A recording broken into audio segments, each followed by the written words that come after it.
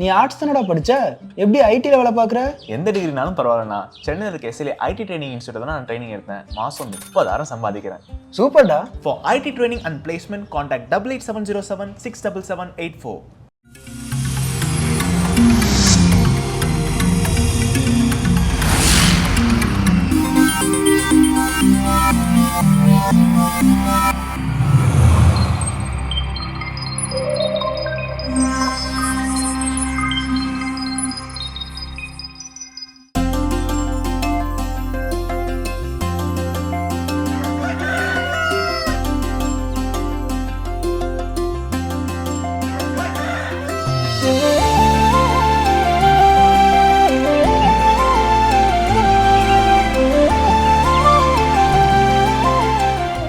மாதா தொலைக்காட்சியின் இனிய உறவுகளுக்கு அன்பு வணக்கம். வணக்கம் ஜோ. வணக்கம் கல்பனா, எப்படி இருக்கிறீங்க? இனிய காலை வணக்கம். நலமா இருக்கேன், நீங்க எப்படி இருக்கீங்க? ரொம்ப மகிழ்ச்சி, சிறப்பா இருக்கிறேன். பார்த்து கொண்டிருக்கும் இறை மக்களும் சிறப்பா இருக்கணும், மகிழ்ச்சியா இருக்கணும் அப்படின்னா ஜோ நல்ல ஒரு கதை சொல்றீங்களா? இன்னைக்கு என்ன கதை அப்படின்னா, ஒரு துறவி அவருக்கு தியானம் செய்யணும், நம்மளே மெய் மறந்து தியானம் செய்யணும் அப்படிங்கிற அவருக்கு ஆசை. இப்போ இந்த பழைய செய்யுள் பகுதியெல்லாம் பார்த்தீங்கன்னா சிலர் தியானம் பண்றப்ப அவங்களை சுத்தி புற்றே என்ன பண்ணிருக்கோம்னா வளர்ந்து நிற்கும். ஆனா அந்த அளவுக்கு கூட அது தெரியாம என்ன பண்ணிருப்பாங்க, தியானம் பண்ணியிருப்பாங்க அப்படிங்கிறத நம்ம படிச்சிருக்கோம் இல்லைங்களா? ஸோ அந்த மாதிரி இவருக்கு தன்னிலை மறந்து மெய் மறந்து தியானம் செய்யணும், கடவுளை சந்திக்கணும் அப்படிங்கிற ஒரு நிலையில என்ன பண்ற தியானம் செய்ய முற்படுறாரு. அப்போ எந்த இடம் கரெக்டா இருக்கும் அப்படின்னு சொல்லி யோசிக்கிறாரு. அப்போ யோசிக்கிறப்போ பார்த்தா மரத்தடியில் உட்காந்தா யாராவது போற வரவங்க என்ன ஏதுன்னு ஏதாவது பேசுவாங்க, நம்ம காதல் என்ன பண்ணுவோம், இதெல்லாம் பிரச்சனை ஓடிக்கிட்டே இருக்கும் அப்படின்னு சொல்லிட்டு ஒவ்வொரு இடமா தேடி கடைசி என்ன ஃபிக்ஸ் பண்றாரு அப்படின்னு பார்த்தீங்கன்னா, ஒரு குளத்துக்கு நடுவுல போயிடும். அதாவது ஒரு பெரிய ஏரி, அந்த ஏரியின் நடுவுல போய் நம்ம தியானம் பண்ணணும். யாரும் நம்மளை என்ன பண்ண மாட்டாங்க, தொந்தரவு பண்ண மாட்டாங்க. ஏன்னா நடந்து போறதுக்கு ஆட்களுக்கு அங்க வேலை கிடையாது, யாரும் பெருசா மீன் பிடிக்கும் என்ன பண்ண மாட்டாங்க, வர மாட்டாங்க. நம்ம அந்த இடத்துல நடுவுல போய் என்ன பண்ணலாம், தியானம் பண்ணலாம் அப்படின்னு சொல்லிட்டு இவரும் போய் அங்க என்ன பண்ற, படகுல நடுவில் நின்றுட்டு கீழே அந்த நங்குரத்தை பாய்ச்சிட்டு, ஏன்னா என்ன ஆயிடக்கூடாது, படகு மூவாய் போயிடக்கூடாது இல்லையா? ஸோ அதெல்லாம் போட்டுட்டு என்ன பண்ணுற, தியான நிலைக்கு போறாரு. ஒரு நாள் 2 நாள் சிறப்பாக அவருடைய தியானம் போயிட்டு இருக்குது. திடீர்னு அவருடைய தியானம் என்ன ஆயிடுச்சு, கலைஞ்சிருச்சு. யாரோ டிஸ்டர்ப் பண்ணிட்டாங்க. டிஸ்டர்ப் பண்ண அவருக்கு சரியான கோவம். நான் கடவுளை பார்க்கணும்னு சொல்லி இவ்வளோ தியானம் பண்ணிட்டு இருக்கிறேன், யாரா என்னுடைய தியானத்தை இப்படி பாதியில டிஸ்டர்ப் பண்ணது அப்படின்னு சொல்லி திரும்பி பார்த்தா அங்க இவர பக்கத்துல ஒரு வெற்று படகு என்ன இருக்குது, தட்டி நின்றுருக்கு. அப்ப நின்று அந்த கணத்துலதான் அவர் உணர்றாரு எவ்வளவு கோவம் அவருக்கு வந்துச்சு. டிஸ்டர்ப் ஆயிடுச்சு, தன்னுடைய தியானம் டிஸ்டர்ப் ஆயிடுச்சுன்னு பெரிய கோவம். இப்ப இந்த கோவத்தை யார் மேல போய் காட்ட முடியும்? அங்க வெறும் வெற்று படகுதான் இருக்குது. அப்ப இந்த கோபமும் என்னுடைய வாழ்க்கையும் வெற்று படகு போலதான். பல நேரங்கள் நாம எல்லாத்துக்கும் அந்த கோபம் இவங்க மேலதான் நான் கோவப்படுறேன், அவங்க மேலதான் நான் கோவப்படுறேன் அப்படின்னா, அங்க ஆழ்ந்து யோசிச்சோம்னா நாம ஒரு செகண்ட் கண்ணை திறந்து நின்று அவரு யார்தான்ப்பா அப்படின்னு பார்த்துட்டு இருந்தாருன்னா அந்த கோபம் அவருக்குள்ள என்ன இருக்காது, வெளியே வந்திருக்காது. ஃபர்ஸ்ட் எதை எக்ஸ்பிரஸ் பண்ணிட்டாரு, கோபத்தை எக்ஸ்பிரஸ் பண்ணிட்டாரு. அதுக்கப்புறம் தான் யார் மேல காட்டணும்னு ஆளை தேர்றாரு. ஆளை தேர்னா அங்க ஆளு இல்ல. நாமளும் பல நேரங்கள்ல கோபத்தை ஃபர்ஸ்ட் எக்ஸ்பிரஸ் பண்ணிட்டு தான் ஆளை என்ன பண்றோம், தேடுறோம். யார் மேல அந்த கோபத்தை தூக்கி போடலாம். ஃபர்ஸ்ட் கண்ணை திறந்து இது நமக்கு கோபம் வரும் வண்ணம் ஒரு செயல் நடந்திருக்குன்னா உண்மையாகவே இதுக்கு காரணம் என்ன, இது நான் கோபப்படுவதனால அங்க மாற்றம் நிகழுமா, இந்த கோபம் நியாயமான கோபமா, இதெல்லாம் யோசிச்சோம்னா நமக்கு கோபம் பெரும்பாலான நேரங்கள் வரவே வராது. காலையில கோவப்பட்டெல்லாம் மனுஷா கேட்டுக்கோ இந்த கதையை அப்படின்னு சொல்லிட்டு நிறைய இறை மக்கள் சொல்லிட்டு இருப்பாங்க வீட்டுல அப்படின்னு சொல்லலாம். உண்மையாக ஒரு அற்புதமான கதை, ஒரு அற்புதமான புரிதல். இந்த ஒரு புரிதலோட நாள நம்ம ஆரம்பிச்சு நம்ம பாடி தரிசனம் பார்க்கலாம்.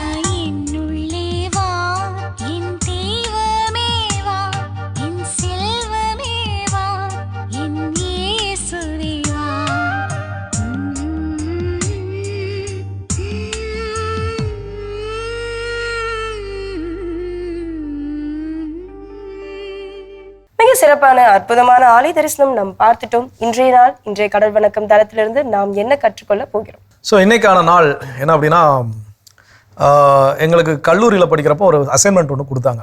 என்ன அப்படின்னா, எல்லாருமே ஒரு பிளாக் எழுதணும். அதாவது பிளாக் கிரியேட் பண்ணி அந்த பிளாக்ல எதை பற்றினாலும் டெக்னிக்கல் நியூஸ் எழுதலாம், சமையல் குறிப்புகள் எழுதலாம், இது மாதிரி ஏதாவது. இதுதான் எங்களுக்கு கொடுக்கப்பட்ட ஒரு அசைன்மெண்ட். அப்போ ஆளாளுக்கு எல்லாம் ரெடி பண்ணி ஒருத்தங்க டெக்னிக்கல் நியூஸ் போட்டாங்க, ஒருத்தர் சினிமா ரிவ்யூஸ் போட்டாங்க, இப்படி எல்லாம் போட்டாங்க. அப்போ நமக்கு ஒரு பிளாக் ரெடி பண்ணணும், என்னடா பண்ணலாங்கிறப்போ நமக்கு தெரிஞ்சது எழுதுதான், அந்த கட்டுரை எழுதுதான் தெரியும். ஸோ அப்போ ஏதாவது ஒரு சில டைட்டில் எடுத்து அதில் என்ன பண்ணலாம், ஒரு கட்டுரை எழுதலாம் அப்படின்னு சொல்லி எழுதிட்டு இருக்கேன். கிட்டத்தட்ட 2018 வரைக்கும் அதை நான் ரொம்ப ஆக்டிவாக வச்சிருந்தேன். அதுக்கப்புறம் அதை புதுப்பிப்பதற்கான அப்படியே விட்டு போச்சு அந்த பழக்கம். அந்த பிளாக்கை திடீர்னு பார்க்கணும்னு ஒரு நாள், ஏதோ சம்திங் அது இருக்குதா இல்லையா, டெலிட் பண்ணிட்டாங்களான்னு தெரியலையே, நம்ம ஏன்னா அன்யூஸ்டாக இருக்குது அப்படின்னு சொல்லிட்டு அதை செக் பண்ணி பார்த்தா ஆக்டிவாக தான் இருந்துச்சு. அப்போ அதில் ஒரு லாஸ்ட்டாக எழுதுன கட்டுரை, அதனுடைய தலைப்பு என்ன அப்படின்னா, வாழ்க்கை ரொம்ப ரொம்ப அழகானது, எளிதானது அப்படின்னு சொல்லி எழுதியிருக்கிறேன். அதை படிக்கிறப்போ நம்ம இப்படிலாம் எழுதிருக்கிறோமா அப்படிங்கிற அளவுக்கு, உண்மையாக நான் தான் இதை எழுதுறேனாங்கிற அளவுக்கு அது நமக்குள்ள இருக்கக்கூடிய நமக்கு ஒரு அட்வைஸ் பண்ண மாதிரி இருந்துச்சு. அப்போ வாழ்க்கை ரொம்ப ரொம்ப அதுல புரிஞ்சுக்கிட்ட ஒரு விஷயம், வாழ்க்கை ரொம்ப ரொம்ப அழகானது, ரொம்ப ரொம்ப எளிதானது. நாம தான் அதை என்ன பண்ணிக்கிட்டே இருக்கிறோம்னா, கடினப்படுத்திக்கிட்டே இருக்கிறோம், காம்ப்ளிகேட் பண்ணிக்கிட்டே இருக்கிறோம். அப்ப என்னென்னலாம் செஞ்சு காம்ப்ளிகேட் பண்றோம் அதை தெரிஞ்சு அதை நிறுத்திட்டா நம்ம எளிதான அழகான வாழ்க்கை நம்மால் வாழ முடியும். அப்ப அதுல முதல் விஷயம், நம்ம கிட்ட இருக்கக்கூடிய ஓவர் திங்கிங். எந்த ஒரு சின்ன விஷயத்து கூட ரொம்ப அதிகப்படியா திங்க் பண்றது எல்லார்கிட்டயும் இருக்க ஒரு பெரிய கெட்ட பழக்கம். இப்ப அதுதான் கண்டிப்பா. இப்ப வந்து வீட்டுல இருந்து மனைவி ஹஸ்பண்டுக்கு ஃபோன் பண்றாங்க, அவர் போன் என்ன பண்ணல, பிக்கப் பண்ணல. இப்ப நேரம் ஆஃபீஸ்ல இருக்கணும், இந்த நேரம் எடுத்து பேசுவார், ஏன் பேசல வைக்கலன்னா ஒரு சில திங்கிங், அது சார்மலா எடுக்கலங்க பேசலங்கன்னா முடிஞ்சு போச்சு. இந்த திங்கிங் இப்படி மாறி என்ன வழக்கமா எடுப்பார், ஏன் எடுக்கல, என்ன பண்ணிட்டு இருக்காரு, ஏது பண்ணிட்டு இருக்காருன்னு போச்சுன்னா, அந்த ஓவர் திங்கிங் எதுக்கு போய் அடிகால நிற்கும் பார்த்தீங்கன்னா, சந்தேகத்திற்கு என்ன பண்ணும், ஒரு அடிகால நிற்கும். அப்போ அந்த சந்தேகம் அடுத்தடுத்து வலுத்து பெருசா போறவா இருக்கும். அது குடும்பத்துக்கிட்ட என்ன பண்ணும், பிரச்சனை கொண்டு போகும். இந்த மாதிரி சின்ன சின்ன விஷயத்துல இருந்து எவ்வளவு விஷயங்கள் நம்ம உதாரணங்கள் பண்ணலாம், சொல்லிக்கிட்டே போகலாம். அப்போ அந்த மாதிரி ஏதாவது சின்ன விஷயத்துல ஓவர் திங்கிங் பண்றதை என்னைக்கு விடுறோமோ அன்னைக்கு லைஃப் காம்ப்ளிகேட் பண்றதை என்ன பண்ணிடுவோம், ஸ்டாப் பண்ணிடுவோம். சிறப்பான ஒரு தலைப்பு எடுத்திருக்கோம். இன்னும் தொடர்ந்து இதை பத்தி பேசுவோம், தொடர்ந்து ஒரு புரிதலுக்குள்ள வரலாம். அதுக்கு முன்னாடி அடுத்த பகுதியை பார்க்கலாம்.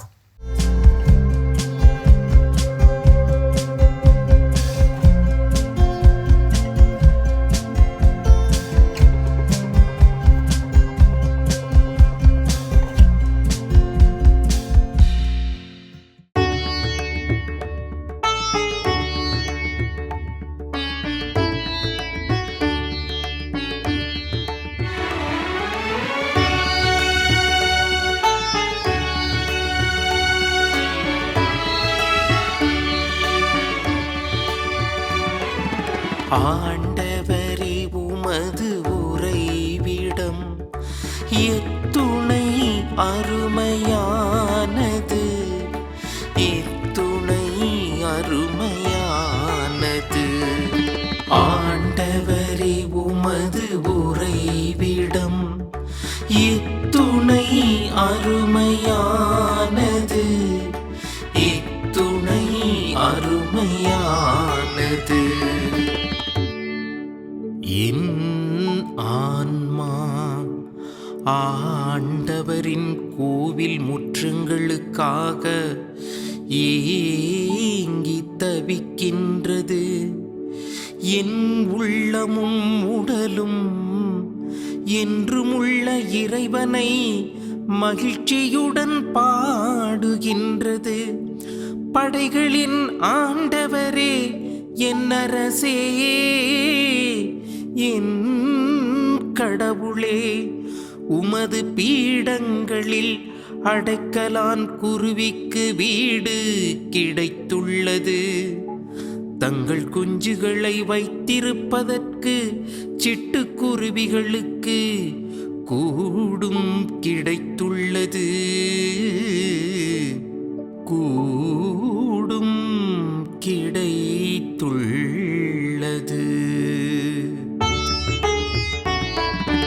ஆண்டவரே உமது உறைவிடம் எத்துணை அருமையானது, எத்துணை அருமையானது.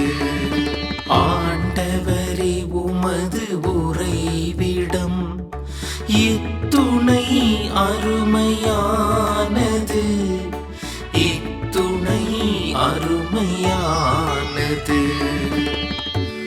உமது இல்லத்தில் தங்கியிருப்போர் நற்பேறு பெற்றோர். அவர்கள் எந்நாளும் உம்மை புகழ்ந்து கொண்டே இருப்பார்கள். எங்கள் கேடயமாகிய கடவுளே, கண்ணோக்கும் நீர் திருப்பொழிவு செய்தவரின் முகத்தை கனிவுடன் பாரும். நீர் திருப்பொழிவு செய்தவரின் முகத்தை கனிவுடன் பாரும். ஆண்டவரே, உமது உறைவிடம் இத்துணை அருமையானது, இத்துணை அருமையானது. ஆண்டவரே, உமது உறைவிடம் இத்துணை அருமையானது, இத்துணை அருமையானது.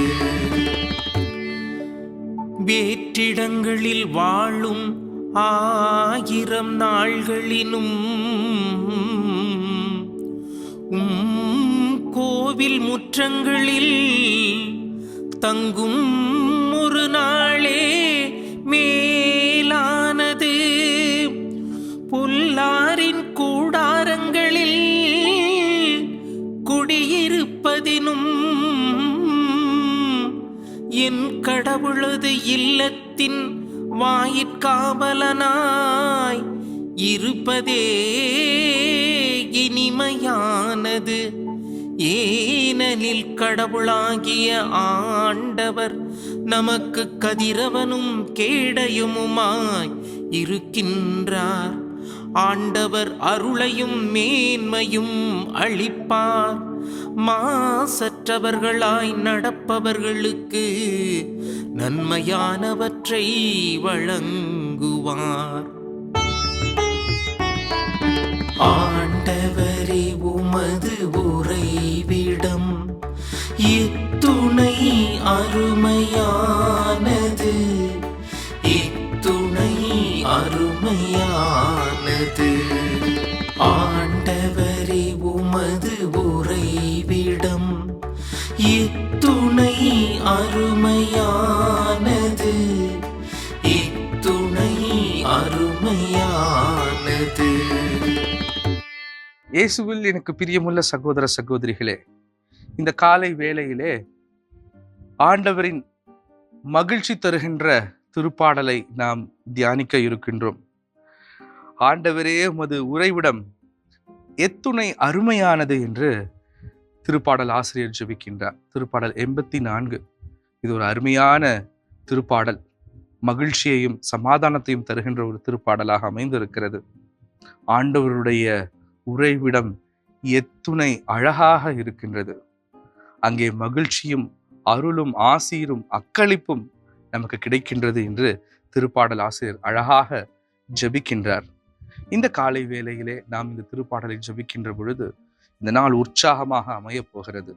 காரணம், இந்த வார்த்தைகளிலே எனக்கு மிகவும் பிடித்த ஒரு வார்த்தை. ஆண்டவரே, உமது பீடங்களில் அடைக்கலான் குருவிக்கு வீடு கிடைத்துள்ளது, தங்கள் குஞ்சுகளை வைத்திருப்பதற்கு சிட்டுக்குருவிகளுக்கு கூடும் கிடைத்துள்ளது. அன்புக்குரியவர்களே, இயற்கை தனது உறைவிடத்தை எங்கே அமைத்துக் கொள்ளும் என்றால், எங்கே நேர்மறையான எண்ணங்கள் இருக்கிறதோ, எங்கே நேர்மறையான ஆற்றல்கள் இருக்கிறதோ, அங்கே இயற்கை தன்னுடைய உறைவிடத்தை அமைத்துக் கொள்ளும். இயற்கை தன்னுடைய உறைவிடத்தை அமைத்துக் கொள்கின்ற பொழுது அங்கே இறைவனும் ஒன்றர கலக்கின்றார். ஆண்டவருடைய பீடத்திலே இதோ சிட்டுக்குருவிகள், அடைக்கலான் குருவிகள் தங்களுடைய கூடுகளை கண்டுகொள்கிறது என்றால், அங்கே நேர்மறையான உண்மையான அன்பும் பாசமும் எல்லா நன்மைத்தனங்களும் ஆண்டவரிலே விளங்குகிறது. காரணம், அவர் நன்மை மிக்கவர், அவர் எப்பொழுதுமே நேர்மையுள்ளவர், உண்மையை உரைக்கின்றவர். அத்தகைய ஆலயத்தின் உறைவிடத்திலே நாம் இருப்பது நமக்கு புதிய ஆற்றலை தருகிறது. அன்புக்குரியவர்களே, நாம் வாழ்கின்ற இந்த உலகம் மிகவும் எதிர்மறையானது. தீமைகளை நமக்கு கற்றுக் கொடுத்து கொண்டே இருக்கிறது. என்னுடைய வாழ்வு இந்த உலகத்திலே இருக்கின்ற பொழுது நிறைய தீமைகளுக்கு அடிமையாக்கப்படுகிறது. அதுவும் குறிப்பாக இந்த காலகட்டத்திலே பல தீமைகளுக்கு நாம் உள்ளாகுகிறோம். அந்த தீமைகள் எல்லாம் என்னை எல்லா சூழ்நிலைகளிலும் வாட்டுகிறது, எனக்கு எதிர்மறையான எண்ணத்தை கொடுக்கிறது. நான் என்றும் எழுந்து நடக்க, உற்சாகமாக நான் தொடர்ந்து பயணிக்க என்னை தடுக்கிறது. வாழ்க்கை போராட்டத்திலே வீழ்ச்சி அடைய செய்கிறது. இத்தகைய தீமையான உலகத்தின் மத்தியிலே ஆண்டவர் உரைகின்ற இடம் இவ்வளவு அழகாக இருக்கிறது என்று இந்த திருப்பாடல் நமக்கு கற்றுக் கொடுக்கிறது. ஆகவேதான் ஆண்டவரே, உமது ஆலய முற்றத்திலே நான் தங்குகின்ற ஒரு நாள் மேலானது. வேற்றிடங்களில் வாழும் 1000 நாட்களிலும் கோவில் முற்றங்களில் தங்கும் ஒரு நாளே மேலானது என்று திருப்பாடல் ஆசிரியர் பாடுகின்ற பொழுது அந்த உறைவிடம் அவ்வளவு அமைதியை தருகிறது என்று அவர் சுவைத்து பார்க்கின்றார். ஆகவே இந்த அருமையான நாளிலே இறைவனுடைய ஆலயம் நமக்கு எத்துணை ஆசீராக அமைந்திருக்கிறது என்று நாம் சிந்தித்து பார்க்கவும், அந்த நேர்மறையான எண்ணங்களை நான் ஒவ்வொரு நாளும் என்னுள்ளே வளர்த்து கொள்ளவும் இன்றைக்கு அழைக்கப்படுகின்றோம். ஆக இந்த உலகத்தின் தீமைகள் மத்தியிலே நீங்களும் நானும் வாழ்கின்ற பொழுது நாம் அதிகமான நேர்மறையான எண்ணங்களை வளர்க்க வேண்டும் என்றால், நான் உற்சாகமாக வாழ வேண்டும் என்றால், இறைவன் என்னை படைத்ததன் நோக்கத்தை நான் அறிந்து கொள்ள வேண்டும் என்றால், என்னிலே பல நன்மைகள் பிறருக்கு கிடைக்க வேண்டும் என்றால், நான் ஆண்டவரின் பிரசன்னத்திலே அதிகமாக நான் இருக்க வேண்டும். ஆண்டவரின் பிரசன்னத்திலே அவரை அதிகமாக தேட வேண்டும். இறை வார்த்தைகளும் ஆண்டவர் தருகின்ற திருவருட் சாதனங்களும் நமக்கு நேர்மறையான ஆசீரை நமக்கு தருகின்றது. இந்த உலகத்திலே வாழ இறைவன் அந்த நேர்மறையை நமக்கு நிறைவாக தருகின்றார். ஆகவே அதை பற்றி பிடித்துக் கொள்கிறேனா இன்றைக்கு நாம் சிந்தித்து பார்க்க அழைக்கப்பட்டிருக்கிறோம். ஆக ஆண்டவரிலே நான் இணைந்திருக்கின்ற பொழுது என் வாழ்க்கையிலே ஒளி வீசுகிறது. உப்பாக நான் மாறுகிறேன். பலருக்கு நான் நன்மைகளை தருகிறேன். இதோ என்னுடைய வாழ்வு ஒளியாக உப்பாக மாறுகின்ற பொழுது நான் என்னுடைய வார்த்தையினால், என்னுடைய சிந்தனைகளால், செயல்பாடுகளால் பலருக்கு வாழ்வளிக்க முடிகிறது. ஆக இந்த தீமையான உலகத்தின் மத்தியிலே நான் பிறருக்கு வாழ்வளிக்க இந்த அருமையான திருப்பாடல் எனக்கு ஆசீராக அமைந்திருக்கிறது. ஆகவே என்னுள்ளே ஆண்டவரே அந்த நன்மைத்தனங்களை, நேர்மையான எண்ணங்களை அதிகமாக எழ நான் உம்மை பற்றி பிடித்துக் கொள்வேன். ஆலய முற்றங்களில் நான் எப்பொழுதும் வாழ கற்றுக்கொள்வேன். உமது பிரசன்னத்திலே நான் தங்கி இருக்க நான் எப்பொழுதும் தயங்க மாட்டேன். ஓடோடி வருவேன். உமது பிரசன்னத்திலே நான் நிறைவை பெற்றுக்கொள்ள என்னை தொடர்ந்து நீர் பயன்படுத்துவீராக என்று சொல்லி இந்த நாளிலே நாம் அருள் வேண்டி ஆண்டவரை தேடி அருளை பெற்றுக்கொள்வோம். கண்களை மூடி ஜெபிப்போமா? எங்களை என்னாலும் நேசித்து காத்து வழி நடத்தி வரும் எங்கள் அன்பு தகப்பனே, இதோ வேற்றிடங்களில் வாழும் 1000 நாட்களை விட உமது ஆலய முற்றத்திலே வாழும் ஒரு நாள், ஒரு நொடி பொழுது மேலானது என்பதை நாங்கள் அறிந்திருக்கிறோம். உமது பிரசன்னத்திலே அந்த நன்மைத்தனங்களை பெற்று பிறருக்கு நன்மையாக நான் வாழ மாற கிருபை புரிந்தருளும். அந்த நன்மையை நான் எனக்கு ஆசீராக அமைத்து கொடுத்திருக்கிறேன். அதிலே வளர தொடர்ந்து நான் பயணிப்பேன். இதை எங்கள் ஆண்டவரும் மீட்பும் இரட்சகருமான கிறிஸ்து வழியாமை பார்த்து மன்றாடுகிறோம். ஆமேன். அருமையான தினம் ஒரு திருப்பாடல் பகுதி பார்த்துட்டோம். எனக்கான திருப்பாடலும் கேட்டாச்சு. அதோட நம்ம பேசிட்டு இருக்கிறோம். லைஃப் ரொம்ப அழகானது, எளிமையானது. நாம தான் அதை கடினப்படுத்தி கொண்டே இருக்கிறோம். எந்தெந்த வகைகளில் கடினப்படுத்திட்டு இருக்கிறோம் அதைத்தான் எனக்கு தெரிஞ்சிட்டு இருக்கோம். அதில் அடுத்ததான் என்ன சொல்றாங்க? நம்ம இப்ப வாழ்ற வாழ்க்கையில நம்மளே திருப்தி படுத்துக்கிறத விட இன்னும் சுத்தி இருக்கவங்க எல்லாரையுமே நம்ம திருப்தி படுத்தியே ஆகணும் அப்படின்ற ஒரு கட்டாய சூழ்நிலை வர மாதிரி வாழ்ந்துட்டு இருக்கோம் இல்லையா? அப்படி ஒரு வாழ்க்கை நம்ம வாழ்ந்துட்டு இருக்கோம் அப்படின்னா நம்ம காம்ப்ளிகேட் அப்படியே இருக்க வேண்டியதான். நம்ம அதை தாண்டி போகவே முடியாது. ஐயோ அவங்க ஏதாவது நினைச்சிருவாங்க, நம்ம அதை செஞ்சுட்டு போயிடலாம், அவங்க சொன்னது நம்ம செஞ்சு முடிச்சிடலாம். சோ எப்படி இந்த மாதிரி சுத்தி இருக்கவங்களே நம்ம வந்து திருப்திப்படுத்திட்டே இருந்தோம்னா நம்மளுடைய லைஃப் அப்புறம் எப்படி அழகா வாழ முடியும்? எல்லாரும் ஒரே ஒரு உண்மையை நல்லா தெரிஞ்சுக்கணும். நம்ம விவிலியத்துல வாசிக்கிறோம், பழைய ஏற்பாட்டுல யோசேப்பு கூட பிறந்த அண்ணன் தம்பிகளுக்கே அவருக்கு அண்ணங்களுக்கு என்ன பண்ணல, அவரை பிடிக்கல. ஸோ வெளியே இருந்து யாரும் அவர் மேல பராமப்படல, வெளியே இருந்து யாரும் அவர் வந்து உதாசனப்படுத்தல, வெளியே இருந்து யாரும் அவர் இன்னொரு நாட்டுக்கு என்ன பண்ணல, விக்டர்ல அடிமையா. அவங்க கூட பிறந்த சகோதரர்களுக்கே என்ன பண்ணல, பிடிக்கல. அவ்வளோ விடுங்க, உலகாலும் இறைவன் இயேசு கிறிஸ்து மனிதனா வந்தாரு. அப்பா கடவுள் நம்ம வீட்டுக்கு ஃபாதர் வந்தாலே வீட்டை தூத்து பொறுக்கி எல்லாம் க்ளீன் பண்ணிச்சு, ஐயோ ஃபாதர் வரான்னு வைக்கிறோம். அப்போ உலகாலும் இறைவன் மனிதனா பூமிக்கு என்ன பண்ணிருக்காரு, வந்திருக்காரு. அப்போ அதை தெரிஞ்சு நம்ம எப்படி இருக்கணும், அவர் எப்படி வரவேற்கணும். ஆனா அப்படிப்பட்ட காலகட்டத்திலையும் அவரை பிடிக்காத யூதர்கள், பரிசேயர்கள், சதுசேயர்கள், மரங்கள் எல்லாரும் இருக்குதான் செஞ்சாங்க. அப்படிப்பட்ட ஆட்கள் தான் யூதாஸ்ட காசை கொடுத்து இயேசுநாதர் யாருன்னு காட்டி கொடுப்பா, அதுல நாங்க பார்த்தவர் என்ன பண்ணிக்கிறோம், சிலுவையில் அரைஞ்சுக்கிறோம், என்ன எல்லா வேலைகளும் செஞ்சாங்க. அப்போ நம்ம மைண்ட்ல வச்சுக்க வேண்டிய விஷயம், எல்லோருக்கும் பிடித்தமான மனிதர், எல்லோரும் நேசிக்கக்கூடிய மனிதராக நம்மளால இருக்க முடியும். நான் இல்லைன்னு நான் சொல்ல மாட்டேன். ஆனா எல்லாரையும் திருப்திப்படுத்தணும், எல்லாருக்கும் நாம வந்து மனது நோகாமல் நம்ம அவர்களை கொண்டு போயிடணும் அப்படின்னு நம்மளால இருக்கவே முடியாது. நாம் என்ன செஞ்சாலும் அதில் குறை சொல்வதற்கோ இல்லை நம்ம என்ன செஞ்சாலும் அதை ஏற்றுக்கொள்ளாமல் இருப்பதற்கோ சில மனிதர்கள் இருக்கத்தான் செய்வாங்க. அவங்கள திருப்திப்படுத்த நினைச்சு இறங்கணும்னா நம்முடைய அழகான, நம்முடைய எளிமையான வாழ்க்கையை நம்ம என்ன இழந்து விடுவோம். கண்டிப்பா இன்னும் தொடர்ந்து இதை பத்தி பேசுவோம். அடுத்த பகுதி பார்க்கலாம்.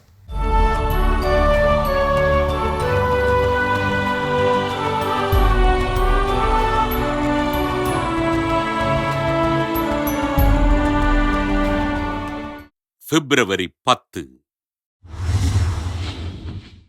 புனித ஸ்கொலாஸ்டிகா. இத்தாலி நாட்டில் உம்பிரியா என்னுமிடத்தில் வாழ்ந்த இறைபக்தி நிறைந்த பெற்றோருக்கு கிபி 480ஆம் ஆண்டு பிறந்தார் ஸ்கொலாஸ்டிகா. தன் உடன் பிறந்த சகோதரரான ஆசீர்வாதப்பரிடம் மிகுந்த அன்போடு இருந்த ஸ்கொலாஸ்டிகா சிறுவயது முதல் எளிய மக்களுக்கு உதவிகள் செய்து வாழ்ந்தார். தன் சகோதரரான ஆசீர்வாதப்பர் மோண்டே காசினோ பகுதிக்குச் சென்று துறவற மடம் தொடங்க ஸ்கொலாஸ்டிகா லாம்பரியலோ என்னும் இடத்தில் பெண்களுக்கென்று துறவு மடத்தினை கட்டி எழுப்பி இறைப்பணிகளை மேற்கொண்டார். ஆண்டிற்கு ஒருமுறை தன் சகோதரரான ஆசீர்வாதப்பரை சந்தித்து தனது இறைப்பணிகளை குறித்து உரையாடிய ஸ்கொலாஸ்டிகா தான் நிறுவிய துறவு மடத்தினை இறைவன் தங்கும் ஆலயமாக உருவாக்கினார். தன் சபையின் அனைத்து சகோதரிகளிடமும் அன்போடு இருந்து அவர்களை வழிநடத்திய ஸ்கொலாஸ்டிகா குழந்தைகளுக்கும் எளிய மக்களுக்கும் ஆண்டவரை அறிவித்து இறைப்பணிகளைச் செய்தார். தன் மடத்திற்கு வந்த பரிசு பொருட்களை எளிய மக்களுக்கு கொடுத்து உதவிகள் செய்த ஸ்கொலாஸ்டிகா தன் ஜெபத்தில் ஆண்டவர் இயேசுவினை சந்திக்கும் பாக்கியம் பெற்றார். பணிச்சுமையினால் உடல் நலம் பாதிக்கப்பட்டு தான் மரணமடைய இருப்பதினை தன் சகோதரர் ஆசீர்வாதப்பரிடம் முன்னறிவித்த ஸ்கொலாஸ்டிகா கிபி 547ஆம் ஆண்டு பிப்ரவரி மாதம் 10ஆம் நாள் விண்ணகமடைந்தார். ஸ்கொலாஸ்டிகாவின் கல்லறையில் வேண்டுதல் செய்பவர்களுக்கு புதுமைகள் நடைபெற ஸ்கொலாஸ்டிகாவினை திரு அவை புனிதராக உயர்த்தியது. புனித ஸ்கொலாஸ்டிகா திருவிழாவினை கொண்டாடுகின்ற நாம் ஏழை மக்களுக்கு உதவிகள் செய்து அவர்கள் வாழ்வின் முன்னேற்றத்திற்காக ஆண்டவரிடம் ஜெபிப்போம். சிறப்பான இன்றைய புரிதல் பகுதி நம்ம பார்த்துட்டோம். நம்மளுடைய வாழ்க்கையை ரொம்ப எளிதாகவும் அழகாகவும் வாழ முடியும், இருந்தாலும் நம்ம ஏன் அதை காம்ப்ளிகேட்டடா ஆக்கிட்டு இருக்கோம் அப்படின்றதுக்காக ரீசன் பார்த்துட்டு இருக்கோம். அடுத்ததா என்ன? ஸோ அடுத்ததா எந்த வகையில நம்ம வாழ்க்கையை கடினப்படுத்திக்கிறோம் அப்படின்னு பாத்தீங்கன்னா, பிறரோடு நம்ம ஒப்பிட்டு இந்த வாழ்க்கை அப்படிங்கறது நம்ம வந்து ஒரு ரேஸ் அப்படிங்கிறது கிடையாது. இது இந்த இடத்துல போய் ஃபினிஷ் பண்ணக்கூடிய ஒரு விஷயம் அப்படிங்கிறது கிடையாது. எனக்கு நிறைய நேரங்கள்ல அந்த லைஃப்ல எங்க செட்டில் ஆக போறீங்க அப்படின்லாம் என்கிட்ட கேட்பாங்க, நண்பர்கள்ட்ட கேட்டிருக்கிறதெல்லாம் நான் பார்த்திருக்கிறேன். எனக்கு ரொம்ப விசித்திரமா இருக்கும். செட்டில்னா எதை நீங்க செட்டில்டு நீங்க சொல்றீங்க? வாழ்க்கை செட்டில்டுன்னு ஒரு விஷயம் கிடையவே கிடையாது. இது வாழ்க்கை என்பது ஒரு பயணம். இந்த பயணத்துல நம்ம என்ன பண்ணிட்டே இருக்கோம், போயிட்டே இருக்கிறோம். ஒரு ட்ரெயின்லயோ ஒரு பஸ்லயோ போற மாதிரி நம்ம என்ன பண்றோம், போயிட்டே இருக்கிறேன். கன்னியாகுமரி ட்ரெயின்ல ஏறி நான் போறேன்னா எனக்கு இறங்க வேண்டிய இடம் வர வரைக்கும் தான் நான் என்ன பண்ண முடியும், அந்த ட்ரெயினில் போக முடியும். நான் இறங்க வேண்டிய இடம் வரப்போ நான் என்ன பண்ணிருந்தேன், இறங்கிருந்தாங்க. நான் அதுக்கு தாண்டி இன்னொரு ஊருக்கு போக விருப்பப்பட்டா அங்கே போய் எனக்கு ஒரு வேலையும் கிடையாது. ஸோ அப்போ அது போல வாழ்க்கை என்பது ஒரு பயணம். இந்த பயணத்தில் நம்ம பயணிச்சுக்கிட்டு இருக்கிறோம். இதை நான் பிறர் பயணத்தோடு ஒப்பிடுதல் அப்படிங்கிறது கூடவே தவறு. அதே ட்ரெயினை எடுத்துக்கோங்க. எனக்கு நான் போயிட்டு இருக்கிறேன் நெல்லை எக்ஸ்பிரஸ்ல நான் போயிட்டு இருக்கிறேன். பக்கத்துல வந்தே பாரத் போது வந்தே பாரத்ல ஏசில போயிருக்கலாமே நினைச்சா எனக்கு போக வேண்டிய ட்ரெயின் இதுதான். ஃப்ளை பண்ணி ஜம்ப் பண்ணி ஓடுறீங்க. போனா கீழே விழுந்து மூஞ்சி முடிஞ்சு போச்சு. அப்ப அதுதான் அதைத்தான் பல நேரங்கள் என்ன பண்ணிட்டு இருக்கோம், நம்ம வாழ்க்கையில பண்ணிட்டு இருக்கோம். நான் என்னுடைய வாழ்க்கை பயணத்தை விடுத்துட்டு பக்கத்துல இருக்கிறவங்க வாழ்க்கை பயணம் எப்படி இருக்குது, அவங்க வாழ்க்கை அழகா போகுது, இவங்க வாழ்க்கை அழகா போகுது, அவங்கள மாதிரி எனக்கு அப்பா அம்மா இல்லையா, இவங்கள மாதிரி எனக்கு கணவன் மனைவி இல்லையா, எவ்வளவு விஷயங்கள் ஒப்பிட்டு கொண்டே இருக்கிறோம். இது நமக்கு தான் பிரச்சனை. அப்போ இந்த ஒரு விஷயத்தை விட்டுட்டேன் அப்படின்னா என் வாழ்க்கையை நான் கடினமாக்கி கொள்வதை விட்டு விடுகிறேன். ஒரு அற்புதமான ஒரு அழகான தெளிவு. தொடர்ந்து பேசலாம். இப்ப அடுத்த பகுதி பார்க்கலாம்.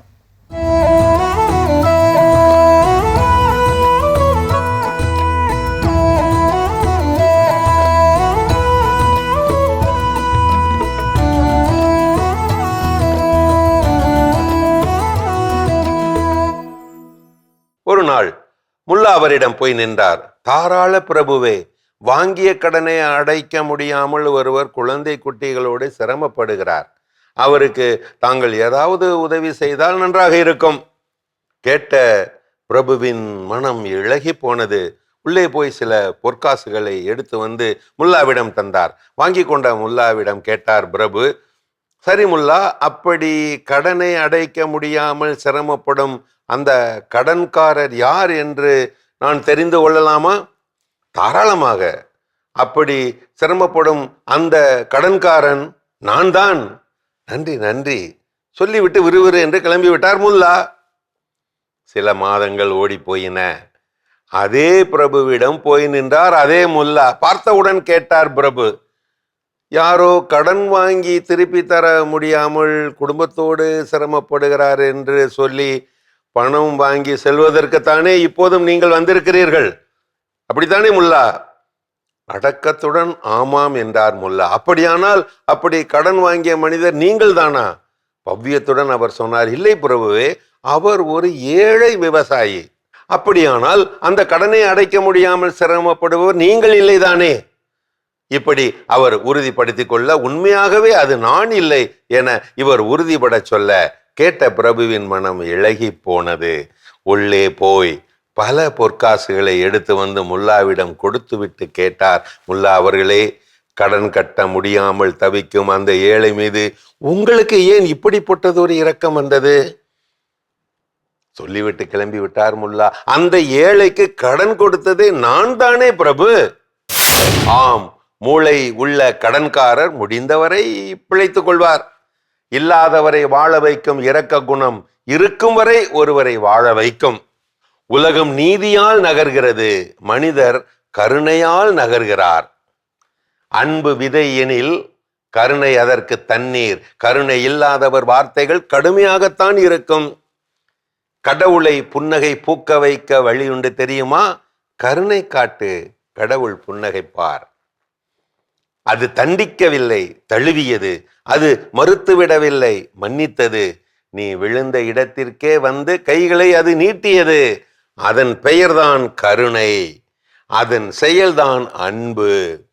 கருணை பொங்கும் உள்ளம் அது கடவுள் வாழும் இல்லம். கருணை மறந்தே வாழ்கிறார் அவர், கடவுளை தேடி அலைகிறார். இது கண்ணதாசன்.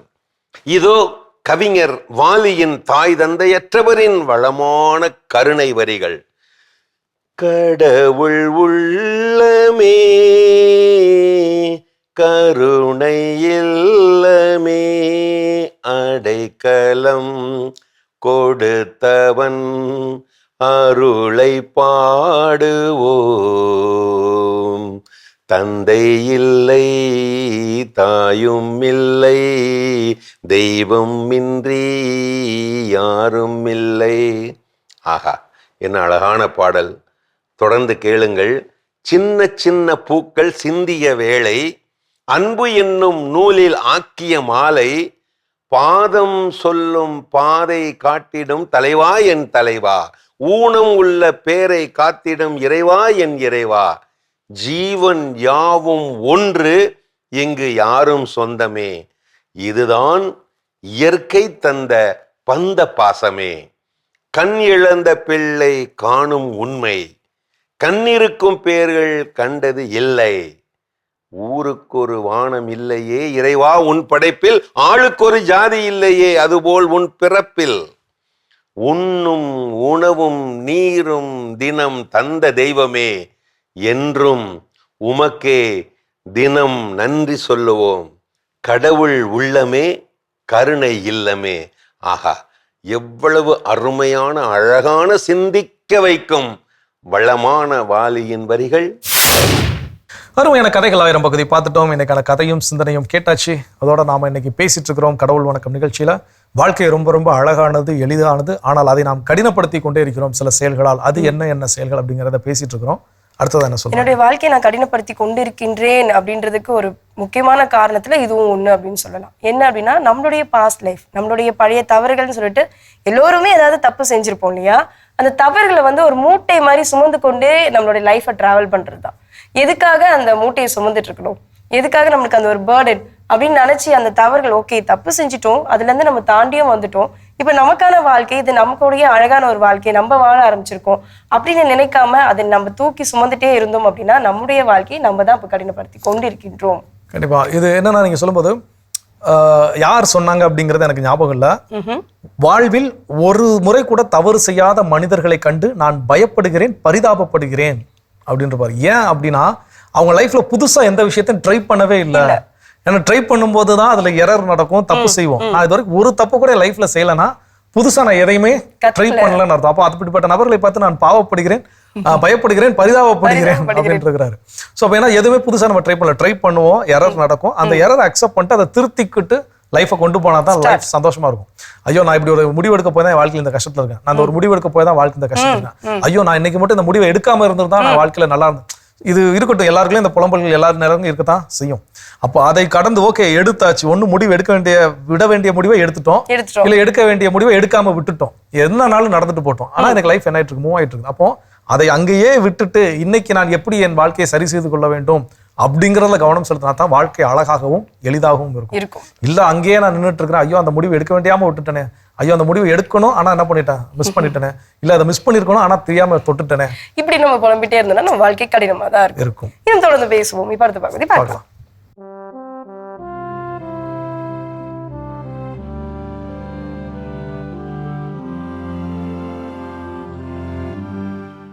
அன்புக்குரியவர்களே, ஆண்டவர் இயேசுவின் இனிய திருப்பெயரில் உங்களை அன்போடு வாழ்த்துகின்றேன். இயேசுவின் ஆளுமை என்னும் தொடரில் இன்று இயேசுவே நம் மகிழ்ச்சி, இயேசுவின் வார்த்தையே மகிழ்ச்சி என்னும் செய்தியை உங்களோடு பகிர்ந்து கொள்ள விரும்புகின்றேன். மகிழ்ச்சி என்பது எல்லாருடைய கனவாக, இலக்காக இருக்கிறது, தேவையாக இருக்கிறது. இந்த உலகம் முழுவதும் மகிழ்ச்சியை தேடுகிறது. மகிழ்ச்சியை பற்றி ஆய்வுகள் தொடர்ந்து நடைபெற்று கொண்டே இருக்கின்றன.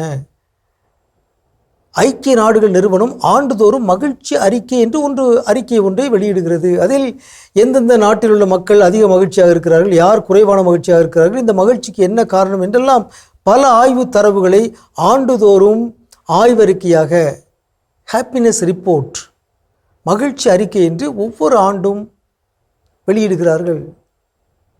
ஆகவே மகிழ்ச்சிக்கான காரணிகள் என்ன என்று பல செய்திகளை அவர் தருகிறார்கள். உறவுகள் மகிழ்ச்சியை தருகின்றன, நல்ல மதிப்பீடுகள் மகிழ்ச்சியை தருகின்றன, சேவை செய்வது மகிழ்ச்சியை தருகிறது என்று பல காரணிகளை அந்த ஆய்வுகள் நமக்கு தெரிவிக்கின்றன.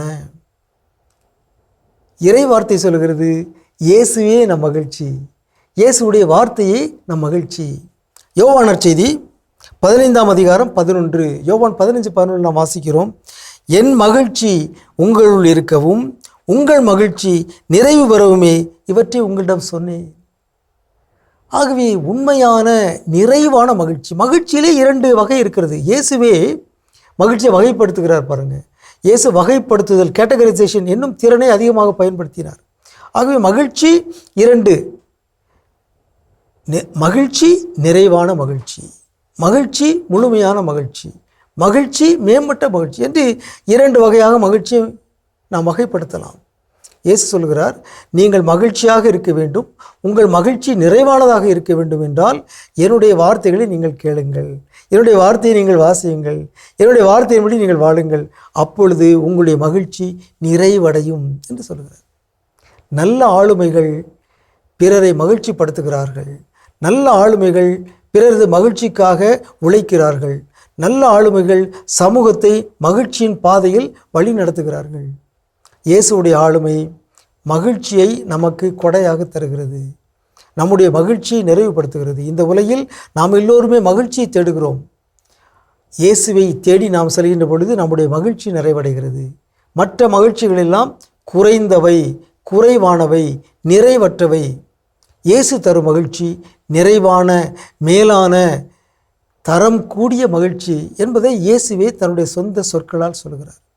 எனவே அன்புக்குரியவர்களே, மகிழ்ச்சியான ஆளுமைகள் மகிழ்ச்சியான ஆளுமைகளோடு தொடர்பில் இருக்கிறார்கள். சான்றோரோடு இணைந்து செயல்படுகிறார்கள். நம்முடைய ஆளுமை மகிழ்ச்சியான ஆளுமையாக இருக்க வேண்டும் என்றால் நாம் இயேசுடைய வார்த்தைக்கு செவிமடுக்க வேண்டும். இயேசுடைய வார்த்தையின்படி வாழ வேண்டும். இயேசுவை போலவே நாமும் மகிழ்ச்சி நிறைந்த ஆளுமைகளாக வாழ்வோமாக. உங்களுக்கு அமைதி உரித்தாகுக. மிக சிறப்பான இயேசுவின் ஆளுமைகள் நம்ம பார்த்துட்டோம் ஜோ. நம்முடைய வாழ்க்கை மிக அழகாகவும் எளிமையாகவும் வாழ முடியும். ஆனா நம்ம தான் அதை ரொம்ப காம்ப்ளிகேட்டடா வாழ்ந்துட்டு இருக்கோம். அது எந்த வகையில அப்படின்னு தான் நம்ம பார்த்துட்டு இருக்கோம். அதுதான். ஸோ அடுத்தது என்னன்னா, இந்த திருமண வாழ்க்கையில ஒரு வார்த்தையை அதிகமாக பயன்படுத்துவாங்க. என்ன அப்படின்னா, அவங்கள பார்த்தா மேட் ஃபார் ஈச் அதர் அப்படின்லாம் சொல்லுவாங்க. உங்களை பார்த்து சொல்லியிருக்காங்களா? தெரில, இல்லை சொன்னதில்லை. அதிகமாக பயன்படுத்துவாங்க. இல்லை என்ன அப்படின்னா, இதை எதுக்கு சொல்ல வந்தேன் அப்படின்னா, மேட் ஃபார் ஈச் அதர் அப்படின்னு ஒரு விஷயம் கிடையவே கிடையாது. நம்ம அதான் அதை என்ன பண்ணிக்கிறோம் நினச்சிக்கிறோம். அந்த உண்மையான மேட் ஃபார் ஈச் அதர்னா எது இருக்கும் அப்படின்னு பார்த்தீங்கன்னா, ஒரு கணவனின் குறைகளை அதை குறைகளாக காணாமல் அந்த குறைகளோடு ஏற்றுக்கொண்ட மனைவியும், ஒரு மனைவியின் குறைகளை அதை பெருசாக கண்டுக்காம அந்த குறைகளோடு ஏற்றுக்கொண்ட கணவரும், 2 பேருக்கு யார் வாய்க்கப்பட்டிருக்கிறார்களோ அவங்க தான் மேட் ஃபார் ஈச் அதர். அப்போ அதுல ஒரு இம்பர்ஃபெக்ஷன் என்னது இருக்குது, பெர்ஃபெக்ஷன் அப்படின்னு சொல்லி எதுவுமே கிடையாது. அப்போ நாம் என்னல ஒரு பெர்ஃபெக்ஷனை நான் தேடுறது, மற்றவங்களை நான் பெர்ஃபெக்ஷனை தேடுறது, இப்படி நான் தேடிக்கிட்டே இருந்தேன் அப்படின்னா கடைசி வரைக்கும் என்ன பண்ண முடியும்? தேடிக்கிட்டே தான். அப்படி ஒருத்தவங்களால என்ன பண்ண முடியாது? கண்டுபிடிக்கவே முடியாது. என்னிலேயே அதை நான் என்ன பண்ண முடியாது? கண்டுபிடிக்க முடியாது. அப்போ இந்த பெர்ஃபெக்ஷனை தேடி ஓடுறதை விட்டுட்டு எல்லாருக்குள்ளேயும் குறைகள் என்பது இருக்கத்தான் செய்கிறது. ஆண்டவர் இயேசு கிறிஸ்துவே குறைகளோடையே தான் நம்ம என்ன பண்ணாரு? ஏத்துக்கிட்டாரு. இல்லை எல்லாமே ஒழுங்கா நீ கரெக்டாக இருந்தால் தான் ஏற்றுக்கும் அப்படின்னா இன்னைக்கு அவர் பக்கம் ஒருத்தர் கூட என்ன பண்ணிருக்க முடியும்? நம்மளாம் இருந்திருக்கவே முடியாது. ஸோ அப்போ அந்த குறைகளோடு ஏற்றுக்கொள்ள வேண்டிய அந்த மனநிலை, என் லைஃப் இப்படி இருக்கும், இதில் குறைகள் இருக்குது, இருந்தாலும் இது எனக்கு ரொம்ப பிடித்தமான வாழ்க்கை, இந்த வாழ்க்கையை நான் மகிழ்ந்து வாழ்கிறேன், எனக்கு ஏராளமான நண்பர்கள் இருக்கிறாங்க, எனக்கு குறைபட்டுக் கொள்வதற்கு 100 காரணங்கள் இருந்தாலும் இருக்கட்டும், ஆனால் நான் நிறைவுபட்டுக் கொள்வதற்கும் மகிழ்ந்திருப்பதுக்கு எனக்கு லட்சக்கணக்கான காரணங்கள் என்னது இருக்குது அப்படிங்கிற அந்த பெர்ஸ்பெக்டிவ் சைடு நம்ம எடுத்துட்டு போனோம்னு வச்சுக்கோங்களேன், வாழ்க்கை ரொம்ப அழகாகவும் எளிதாகவும் இருக்கும். இல்லை இந்த குறைகளை மட்டும் தான் கண்ணுக்கு தெரியுது அப்படின்னு பார்த்தீங்கன்னா கடைசி வரைக்கும் வாழ்க்கை கடினமாகத்தான் இருக்கும். நிறைய அழகான தருணங்கள் நம்ம கூட இருக்கு அப்படின்றது நிறைய நேரத்தில் நம்ம மறந்து போயிடுறோம். நினைவுபடுத்திக் கொள்வோம். தொடர்ந்தும் பேசலாம். அதுக்கு ஒரு சின்ன பிரேக் போயிட்டு நிச்சயமா.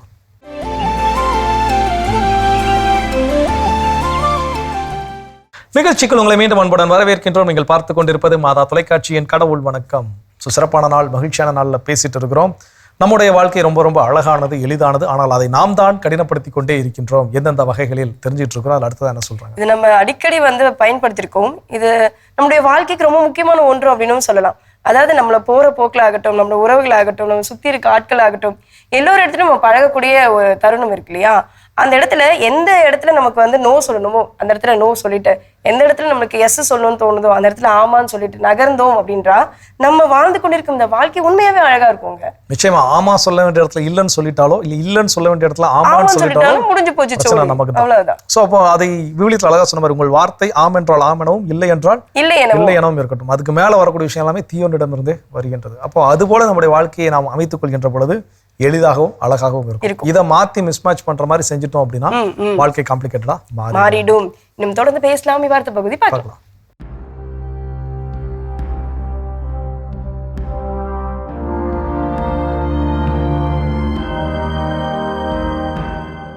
மாதா தொலைக்காட்சி நண்பர்களே, உங்கள் அனைவருக்கும் வாழ்த்துக்கள்.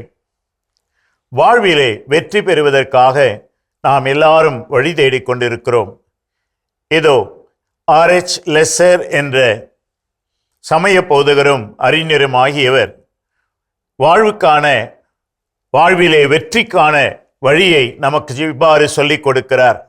அவர் கூறுகிறார், "It is only by trying again and again the most stubborn vice can be broken. The most beautiful virtue can be gained by perseverance. If you really perceive, if you try again and again, you must succeed. பாருங்கள், அவர் பயன்படுத்துகிற அந்த கடைசி வார்த்தை, you must succeed. நீ வெற்றி பெற்றாக வேண்டும். எதனால், எவ்வாறு? இதோ அவர் குறிப்பிடுகின்ற வழிகள். மீண்டும் மீண்டும் முயற்சிப்பதால் நமக்குள் இருக்கின்ற ஒரு தீய பழக்கத்தை நம்மால் மாற்ற முடியும். அவ்வாறே விடாமுயற்சியால் மட்டுமே நமது வாழ்விலே ஒரு நல்ல பண்பை உருவாக்க முடியும். விடாமுயற்சியோடு மீண்டும் மீண்டும் நீ முயற்சி செய்தால் வெற்றி பெறுவாய். வெற்றி பெற்றாக வேண்டும். அந்த இறுதி 2 குட்டி வார்த்தைகளை பாருங்கள். நான் வெற்றி பெற்றாக வேண்டும். எப்போது? இந்த விடாமுயற்சி என்பது என்னிடத்திலே இருக்கும்போது. அவர் கூறுவதை நாம் பார்க்கும்போது, உதாரணமாக ஒரு மனிதனுக்கு குடிப்பழக்கம் இருக்கிறது என்று வைத்துக் கொள்வோம். ஒரே நாளில் நான் மாறிவிடுவேன் என்று சொன்னால் முடியாது. மீண்டும் மீண்டும் முயற்சி செய்தால் அந்த பழக்கத்தை அவர் தன்னிடமிருந்து அகற்றலாம். அதே போல ஒரு நற்செயலை செய்வதற்காக முடிவெடுத்தால் மீண்டும் மீண்டும் செய்யும்போது அந்த நற்செயல் ஒரு நட்பண்பாக நம் வாழ்விலே மாறும். எனவே வெற்றிக்கான மிக முக்கியமான வழி விடாமுயற்சியோடு மீண்டும் மீண்டும் முயற்சி செய்து கொண்டே இருந்தால் வெற்றி பெறுவாய் என்றல்ல, நீ வெற்றி பெற்றாக வேண்டும். You must succeed. கட்டாயம் இது நீ வெற்றி பெறுவாய். எப்போது? விடாமுயற்சியோடு மீண்டும் மீண்டும் நீ முயற்சி செய்கின்ற போது, நீ செய்ய வேண்டிய காரியங்களை விடாமுயற்சியோடு செய்து கொண்டே இருந்தால் வெற்றி உன் எதிரிலே வரும். உன்னை வெற்றி அரவணைத்துக் கொள்ளும். உங்கள் அனைவருக்கும் வாழ்த்துக்கள். சிறப்பான ஆண்டவர் வாக்கு பகுதி நம்ம பார்த்துட்டோம். நம்முடைய வாழ்க்கை அழகாகவும் எளிமையாகவும் வாழ முடியும். இருந்தாலும் நம்ம ஏன் காம்ப்ளிகேட்டடா அதை வாழ்ந்துட்டு இருக்கோம்? அதுக்கான ரீசன் அடுத்ததா நம்ம எல்லாருக்கும் தெரிந்த ஒரு பொன்மொழி, அதாவது பயந்தவனுக்கு தினம் தினம் மரணம், துணிந்தவனுக்கு ஒரு நாள் மரணம். ஸோ பயந்தவனுக்கு ஏன் தினம் தினம் மரணம் அப்படின்னு பார்த்தீங்கன்னா, உட்காந்துருக்கல எங்க இந்த மேலே கூரை இடிஞ்சு விழுந்துருமோ பயம். ஒரு என்ன நடந்தா எதை போய் அணுகினாலும் போயிட்டே இருக்கும் போது ஏதாவது ஆக்சிடென்ட் ஆயிடுமோ அப்படின்னு எதை எடுத்தாலும் பயம். அப்ப என்னன்னா ஒவ்வொரு நாளும் ஒவ்வொரு செகண்ட் செத்து தான் என்ன பண்ணிட்டே இருப்பாங்க, வாழ்ந்துகிட்டே இருப்பாங்க. ஸோ அப்பதான் பயந்தவனுக்கு தினம் தினம் மரணம், துணிந்தவனுக்கு ஒரு நாள். எதை பத்தியும் கவலைப்பட மாட்டான். ஒரு நாள் எனக்கு சாகணும்னு இருக்கும், அன்னைக்கு என்ன பண்ணிடுவாங்க, செத்து போயிடும், அவ்வளவுதான். ஸோ அப்போ இங்க என்ன அப்படின்னா, நம்ம பல நேரங்கள் வாழ்க்கையில இது இப்படி ஆகிருமோ, அப்படி நடத்தும். ஒரு பிசினஸ் ஸ்டார்ட் பண்ண ஐடியா இருக்கும், அருமையான திட்டமிடலா இருக்கும், அருமையான யோசனை, அருமையான அந்த சூழல் அப்படிங்கிறது எல்லாமே நல்லா அமைஞ்சிருக்கக்கூடிய நேரமா இருக்கும். அந்த நேரத்துல ஒருவேளை இதுல நான் லாஸ் ஆயிட்டேன்னா என் குடும்பத்தை எப்படி நான் சந்திக்கிறது, எப்படி நான், அப்போ அதுல ஆட்டோமேட்டிக்கா அந்த பயத்துல என்ன பண்ணிடுவோம், நம்ம இருந்த அந்த சூழலையும் விட்டுருவோம், கிடைச்ச வாய்ப்பை என்ன பண்ணிடுவோம், விட்டுருவோம். இன்னைக்கு பலர் தங்களுக்கு பிடிச்சாலோ பிடிக்கலையோ ஒரு வேலையில அப்படியே இருந்துகிட்டே இருக்கிறாங்க. வேற வேலைக்கு மாற்றலாகி போறதுக்கோ, இல்ல புதிய தொழில்களை தொடங்குவதற்கோ, இல்ல புதிய மனிதர்களை அணுகுவதற்கோ தயாரா இல்லைன்னா அதுக்கு மிகப்பெரிய காரணம் என்னன்னா இந்த பயம். ஓகே, இந்த சம்பளம் இல்லைன்னா நான் என்ன பண்றது, இந்த இதுல இருந்து வெளியே போனா நான் என்னால எப்படி சர்வே பண்ண முடியும். இப்போ நிச்சயம் இல்லாத பயம், அதுதான் இது உறுதியா நடக்கும்னு நமக்கு சொல்ல முடியாது. 100% இப்படி வெளியே போயிட்டா அப்படி பிரச்சனை நடக்கும்னு சொல்ல முடியாது. நிச்சயம் இல்லாத பயம் தான். இந்த பயம் நம்முடைய வாழ்க்கையை அழித்து விடும், காம்ப்ளிகேட் ஆகிரும். நிச்சயமா ஒரு அழகான வாழ்க்கை வாழ வேண்டும் என்றால் துணிந்தவனாக வாழ வேண்டும். கற்றுக்கொண்டும் தொடர்ந்து பேசுவோம். அடுத்த பகுதி பார்க்கலாம்.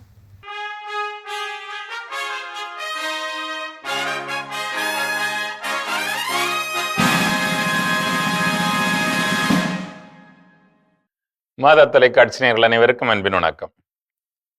இந்தியராகிய நாம் என்ற இந்த அரசியலமைப்பு சட்டத்தை அறியும் நிகழ்ச்சியில் உங்களோடு இணைந்திருப்பதில் பெருமகிழ்ச்சி அடைகிறேன். ஓரளவு அரசியலமைப்பு சட்டத்தினுடைய முக்கியத்துவத்தை பற்றி, மேன்மையை பற்றி இப்போது நீங்கள் அறிந்திருப்பீர்கள் என உறுதியாக நம்புகிறேன். நேற்று நாம் பார்த்தது போல தாழ்த்தப்பட்டோருக்கான தேசிய ஆணையம் ஒன்று அகில இந்திய அளவில் செயல்பட்டு கொண்டிருக்கிறது. மாநில அளவிலும் அது செயல்பட்டு கொண்டிருக்கிறது. எல்லா மாநிலங்களிலும் அது செயல்பட்டு கொண்டிருக்கிறது. ஏனென்றால் இவர்கள் உண்மையாகவே ஒடுக்கப்பட்ட மக்கள் என்பதில் எந்த மாற்று கருத்தும் இல்லை. எனவே இப்படி இருக்கிற பொழுது இந்த ஆணையம் எப்படி செயல்பட வேண்டும், எதற்காக செயல்பட வேண்டும் என்பதை பார்த்தோம். அது மட்டுமல்ல, குறிப்பாக ஏராளமான புகார்கள் தான் இந்த ஆணையத்திற்கு வரும். இப்ப நாங்களே நிறைய புகார்கள் தான் அனுப்பி இருக்கிறோம். வளர்ச்சியை பற்றியெல்லாம் இவங்களுக்கு யோசிக்கிறதுக்கு நேரம் இருக்குமான்னு எங்களுக்கு தெரியாது. ஆனால் இந்தியா முழுவதிலும் இருக்கின்ற ஏறக்குறைய 15% மக்கள் அப்படின்னா நீங்க கணக்கெடுத்து பாருங்க. 142 கோடிக்கு 15% எவ்வளவு ஆச்சு? ஏறக்குறைய 25 கோடி மக்கள் இந்த மண்ணிலே அவர்கள் இருக்கிறார்கள். 25 கோடி நம்முடைய சகோதரர்கள் இந்த ஒடுக்கப்பட்ட வர்க்கத்தை சார்ந்தவர்கள். அந்த 25 கோடி பேர் மேல குறைந்தபட்சம் 24 கோடி பேர் மேல இந்த தாக்குதல் நடைபெறுகிறது. அவர்களுடைய உரிமைகள் மீறப்படுகின்றன, அவர்களுடைய மாண்பு சிதைக்கப்படுகிறது. எவ்வளவு கம்ப்ளைண்ட் வந்திருக்கும், வரணும். ஆனா இவற்றை விசாரிப்பதற்காக அதிகாரத்தையும் அவர்களுடைய பாதுகாப்பு குறித்த, அவர்களுடைய வாழ்வு குறித்த அது இந்த தாக்குதல் நடத்தப்படுகிற பொழுது அதனை விசாரிப்பதற்கான அதிகாரத்தையும் இந்த ஆணையம் கொண்டிருக்கிறது என்பது பாராட்டத்தகுந்தது. அரசியலமைப்பு சட்டமே ஏற்பாடு செய்து கொடுத்திருக்கிறது. எனவே ஒரு உரிமையியல் மாவட்ட நீதிமன்றத்திற்குள்ள அதிகாரம் இதற்கு உண்டு. அவ்வளவு வலுவான ஒரு அமைப்பு. தாமாக முன் வந்து வழக்குகளை விசாரிக்கக்கூடிய அளவிற்கு இதற்கு அதிகாரம் இருக்கிறது. ஒரு தன்னாட்சி அதிகாரம் பெற்ற ஒரு அமைப்பாகவே இது இருக்கிறது. எனவே எந்த புகார்கள் வருகிற பொழுதும் இந்தியாவில் எந்த பகுதியில் உள்ள எந்த நபருக்கும், அவர் எவ்வளவு பெரிய கொம்பனாக இருந்தாலும் சரிதான், எவ்வளவு பெரிய அரசியல்வாதியாக இருந்தாலும் சரிதான், எவ்வளவு பெரிய தொழிலதிபராக இருந்தாலும் சரிதான், எவ்வளவு பெரிய வன்முறையாளராக இருந்தாலும் சரிதான், அவருக்கு அழைப்பாணை அனுப்பி அவரை நீதிமன்றத்தில் முன்னிலையாக வலியுறுத்தி அவருக்கு ஆணை உறுதிமொழி செய்து அவரை வந்து விசாரிக்கிறதுக்கான உரிமையை இது பெற்றிருக்கிறது. இதெல்லாம் பேப்பர்ல இருக்கு, நடக்குதான்னு கேட்காதீங்க. நடந்திருக்கு, கொஞ்சம் நடந்திருக்கு, கொஞ்சம் நடக்காம இருந்திருக்கு, அப்படிதான் சொல்ல முடியும். நடக்கவே இல்லை அப்படின்னு சொல்ல மாட்டேன். நடந்திருக்கிறது. பல விடயங்களில் நாம் வெற்றி பெற்றிருக்கிறோம். பல நேரங்களில் உண்மையாகவே நாம் எதிர்பார்த்த வெற்றி, நீதி கிடைக்கவில்லை என்பதும் உண்மை.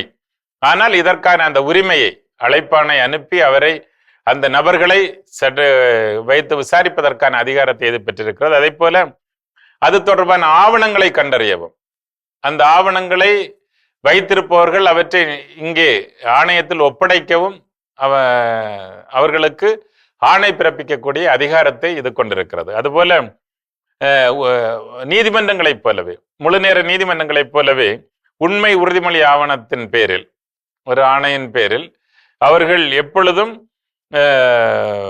ஒரு அதான் சொல்லல, அதுக்கு தமிழ் உங்களுக்கு புரியலைங்க, அஃபிடாவிட், ஒரு அஃபிடாவிட் மேல அவங்க வந்து சாட்சியம் பெறுவதற்கான ஒரு உரிமையை அது பெற்றிருக்கிறது.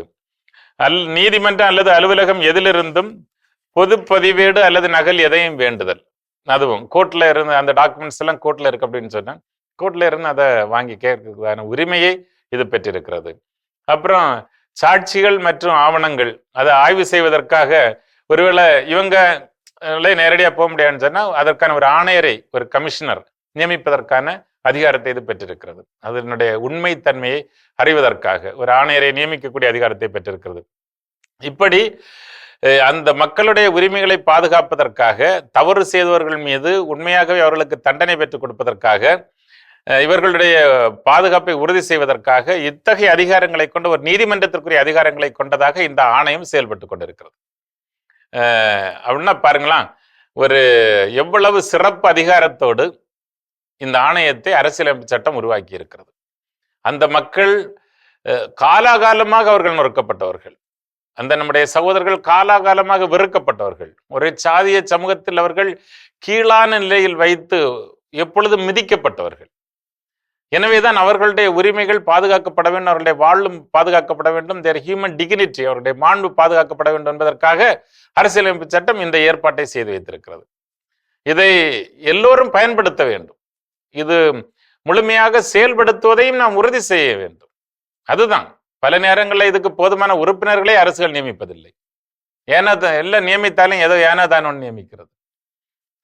இவைதான், இந்த நிலைதான் மாற வேண்டும். இதுல தான் மக்கள் விழிப்போடு இருக்க வேண்டும். தங்கள் சமூகத்திற்காக உழைக்கக்கூடியவர்கள் உண்மையாகவே அதுல உறுப்பினர்களாக வருகிற பொழுது அவங்க வந்து நிறைய நல்ல காரியங்களை செய்ய முடியும். அதுல அதுக்கான அதிகாரம் இருக்கிறது. ஆனா அதை வந்து ஒரு டெக்கரேட்டிவ் போஸ்டா மட்டும் நினைக்கிறவங்களால அதை ஒன்றும் செய்ய முடியாது. அதில் அரசுகள் தகுந்த விழிப்போடும் முனைப்போடும் இருந்து நல்ல ஆணையர்களை நியமித்து இந்த ஆணையம் முழுவதுமாக செயல்பட்டு இந்த ஒடுக்கப்பட்ட மக்கள் தங்கள் உரிமை பெறுகிற அளவிற்கு அவர்களை வளர்த்தெடுக்கக்கூடிய செயல்களை செய்ய வேண்டும் என்பதே அரசியலமைப்பு சட்டத்தினுடைய எதிர்பார்ப்பாக இருக்கிறது. அதற்காக தொடர்ந்து உழைப்போம். வாருங்கள், அன்போடு அழைக்கிறேன். நன்றி, வணக்கம். அருமையான இந்தியராகிய நாம் பகுதி பார்த்துட்டோம். அதோட இன்னைக்கு நம்ம பேசிட்டு இருக்கிறோம் கடவுள் வணக்கம் நிகழ்ச்சியில. நம்முடைய வாழ்க்கை ரொம்ப ரொம்ப அழகானது, எளிதானது. அதை எப்படியெல்லாம் கடினப்படுத்திக் கொள்கிறோம். அடுத்ததா என்ன சொல்றாங்க?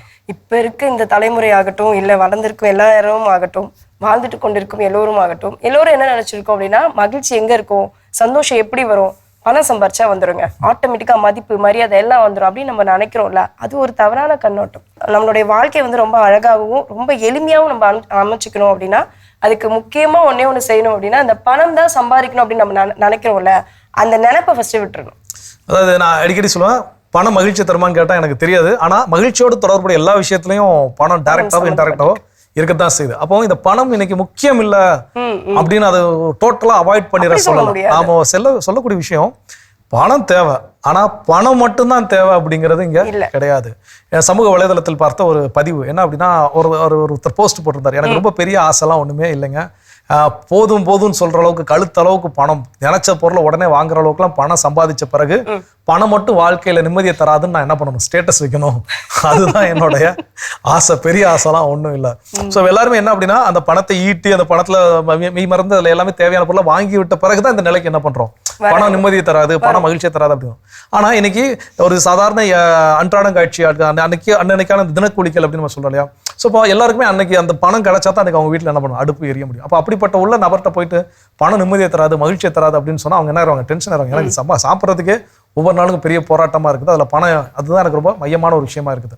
ஆனால் இந்த பணம் மட்டும்தான் எனக்கு போதும், எனக்கு எந்த உறவுகளும் வேண்டாம், எனக்கு நண்பர்கள் வேண்டாம், எனக்கு பேசுறதுக்கு யாருக்கு, எனக்கு காசு கொடுத்தா யாரோ ஒருத்தங்க என்ன பண்றாங்க, எனக்கு கிராசரிஸ் டெலிவரி பண்றாங்க, நான் காசு கொடுத்தா யாரோ ஒருத்தங்க எனக்கு வீட்டுக்கு தேவையான சர்வீஸ் எல்லாம் என்ன பண்ணிடுறாங்க, செஞ்சிடறாங்க.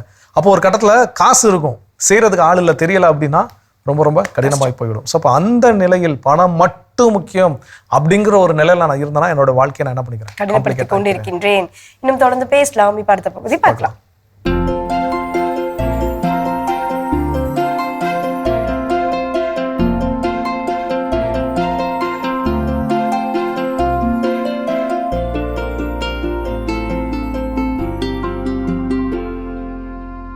அனைவருக்கும் வணக்கம். இந்த வாழை சாகுபடியை பொறுத்தவரையில் நம்ம என்ன கவனம் எடுக்கணும் அப்படின்னு நான் நினைக்கிறேன் அப்படின்னாங்க, ஒரு ஏக்கரில் 800 வாழை போட்டிருப்போம் அல்லது 1000 வாழை போட்டிருப்போம். ஒரு சில பேர் 1200 வாழை போட்டிருக்காங்க. எப்படி இருந்தாலும் நம்ம கொடுக்க வேண்டிய பொருள்கள் தனிப்பயிருக்கு தான். ஏன்னா ஒரு கொலையை தான் நம்ம விற்கிறோம், சரிங்களா? தனிப்பயிருக்கு கவனம் கொடுக்கணுங்கிற எண்ணத்தை மனசில் வச்சுக்கணும். நீங்கள் இந்த ஏக்கர் கணக்கிலலாம் பார்க்கக்கூடாதுங்க, சரிங்களா? ஏக்கர் கணக்கு பார்க்கக்கூடாது. ஒவ்வொரு வாழையும் 22 கிலோ வளரணும்னா எவ்வளோ ஊட்டச்சத்து இருந்தால் 22 கிலோ வரும்? நான் ஏக்கருக்கு நான் இவ்வளோ போட்டேன் அந்த வார்த்தையெல்லாம் சொல்லக்கூடாது, சரிங்களா? தயவுசெய்து தனி மரத்துக்கு இடுபொருள்கள் கொடுக்கணும். முக்கியமாக ஒரு பயிர் ஒரு வருஷ பயிர் அப்படின்னா 6 மாதம் 6வது மாதம் குளத்தள்ளுதுன்னா 6வது மாதத்துக்கு முன்னாடி வரையிலும் தலைச்சத்தும் மணிச்சத்தும் கொடுத்துக்கிட்டே வரணும். சாம்பல் சத்து கம்மியாக கொடுக்கணும், அப்படி கொடுத்துக்கிட்டே வரணும். கொலை தள்ளுது அப்படிங்கிறப்ப தலைச்சத்தை 20 ஆக்கிடணும், மணிச்சத்து 30, சாம்பல் சத்து 50 அப்படிங்கிற மாதிரி அதோட அளவை கூட்டிடணும். சாம்பல் சத்தோட அளவை கூட்டிடணும் முடிகிற வரையிலும். நம்ம பண்ணுற தப்பு என்னென்னா, வாழை மரம்ங்கிறது ஒரு சாஃப்டான மரம், வெறும் தண்ணி மட்டுமே இருக்கக்கூடிய மரம், சரிங்களா? அப்போ அதோட அடித்தண்டு பெருக்கணும். அடித்தண்டு பெருத்தால் தான் கொலை பெருசாக வரும். அப்போ அடித்தண்டு பெருக்கணும்னா தலைச்சத்து மணிச்சத்து சாம்பல் சத்து வேணும். நம்ம என்ன பண்ணுறோம்னா இந்த சாம்பலே கொடுக்கறதில்ல, அதுதான் பிரச்சனை.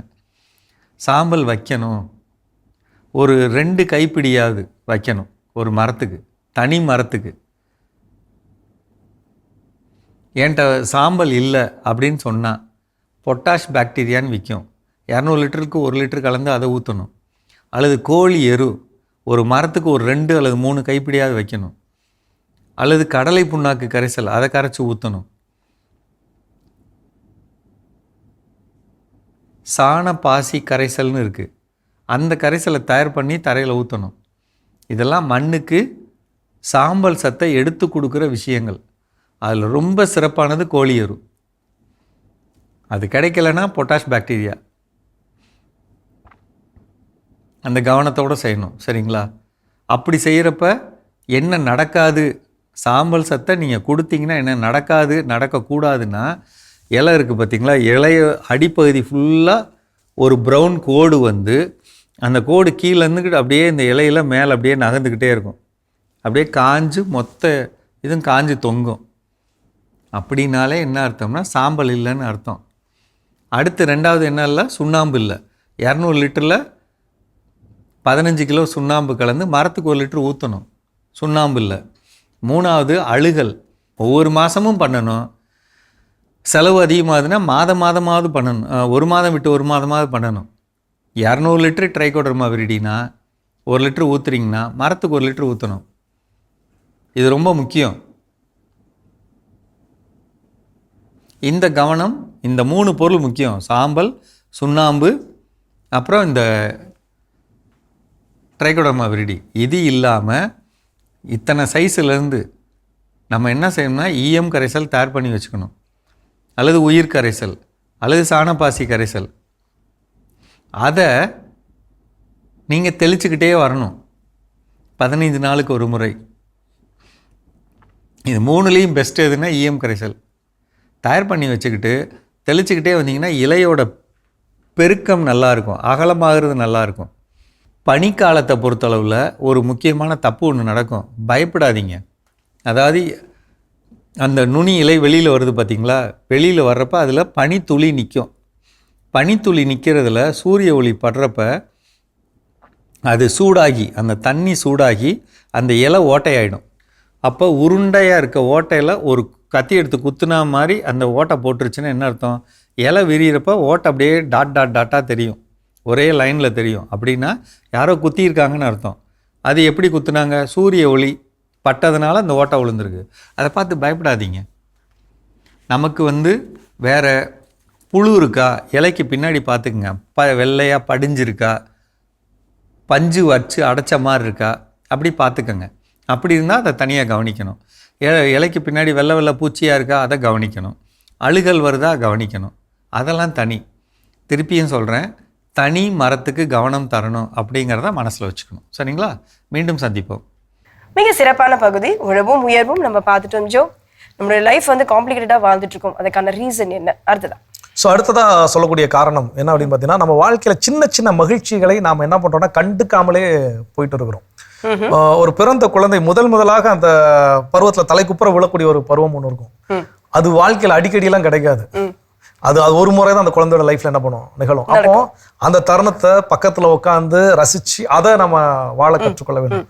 என் பிள்ளை குப்புற விழுந்துட்டு வீட்டில் சொன்னாங்க அப்படின்னு சொல்றதுக்கும், அதை நான் குப்புற விழுகின்ற பொழுது பார்க்கின்ற பொழுதோ, இதை ஏதோ தாங்கி பிடிச்சி எழுந்து நிற்கின்ற அந்த தருணமோ, எதையோ பிடிச்சு நடக்கக்கூடிய அந்த தருணமோ, இல்லை முதல் முறையாக அப்பா அப்படின்னு கூப்பிட்ற அந்த தருணமோ, இல்லை அம்மா அப்படின்னு கூப்பிட்ற தருணமோலாம் லைஃப்ல எப்பவுமே கிடைக்கக்கூடிய விஷயம். அப்போ அந்த மாதிரியான சின்ன சின்ன சந்தோஷத்தை என்ன பண்ணிடக்கூடாது, மிஸ் பண்ணிட கூடாது.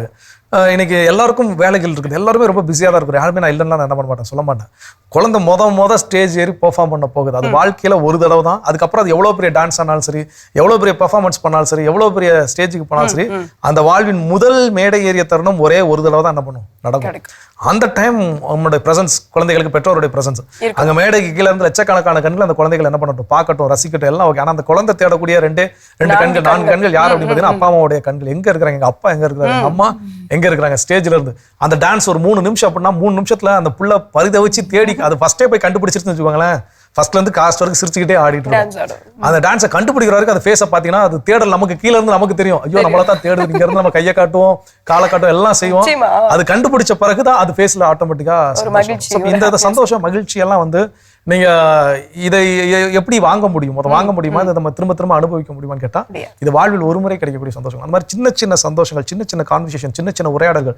குழந்தைங்க பேசும்போது உட்காந்து டைம் ஸ்பெண்ட் பண்ணி என்ன பண்ணுங்க, பேசுங்க, எனக்கு வேலை இருக்குன்னு சொல்லிட்டு என்ன பண்ணாதீங்க, அவாய்ட் பண்ணிட்டு போகாதீங்க. நண்பர்களோடு உட்காந்து அரட்டை அடிக்கக்கூடிய தருணங்கள், அது தலை போற வேலை இருந்தாலும் கூட ஒரு சில நேரங்கள் அதெல்லாம் நம்ம ஸ்ட்ரெஸ்ல இருந்து வெளியே வரணும்னா இந்த மாதிரியான அரட்டைகள்லாம் என்னது கண்டிப்பா தேவை. அப்போ இந்த மாதிரியான சின்ன சின்ன மகிழ்ச்சிகளை இழந்துட்டோம் அப்படின்னா நம்முடைய அழகான எளிதான வாழ்க்கையை நம்ம என்ன பண்ணிடுவோம். தொடர்ந்து பேசலாம், அடுத்த பகுதி பார்க்கலாம்.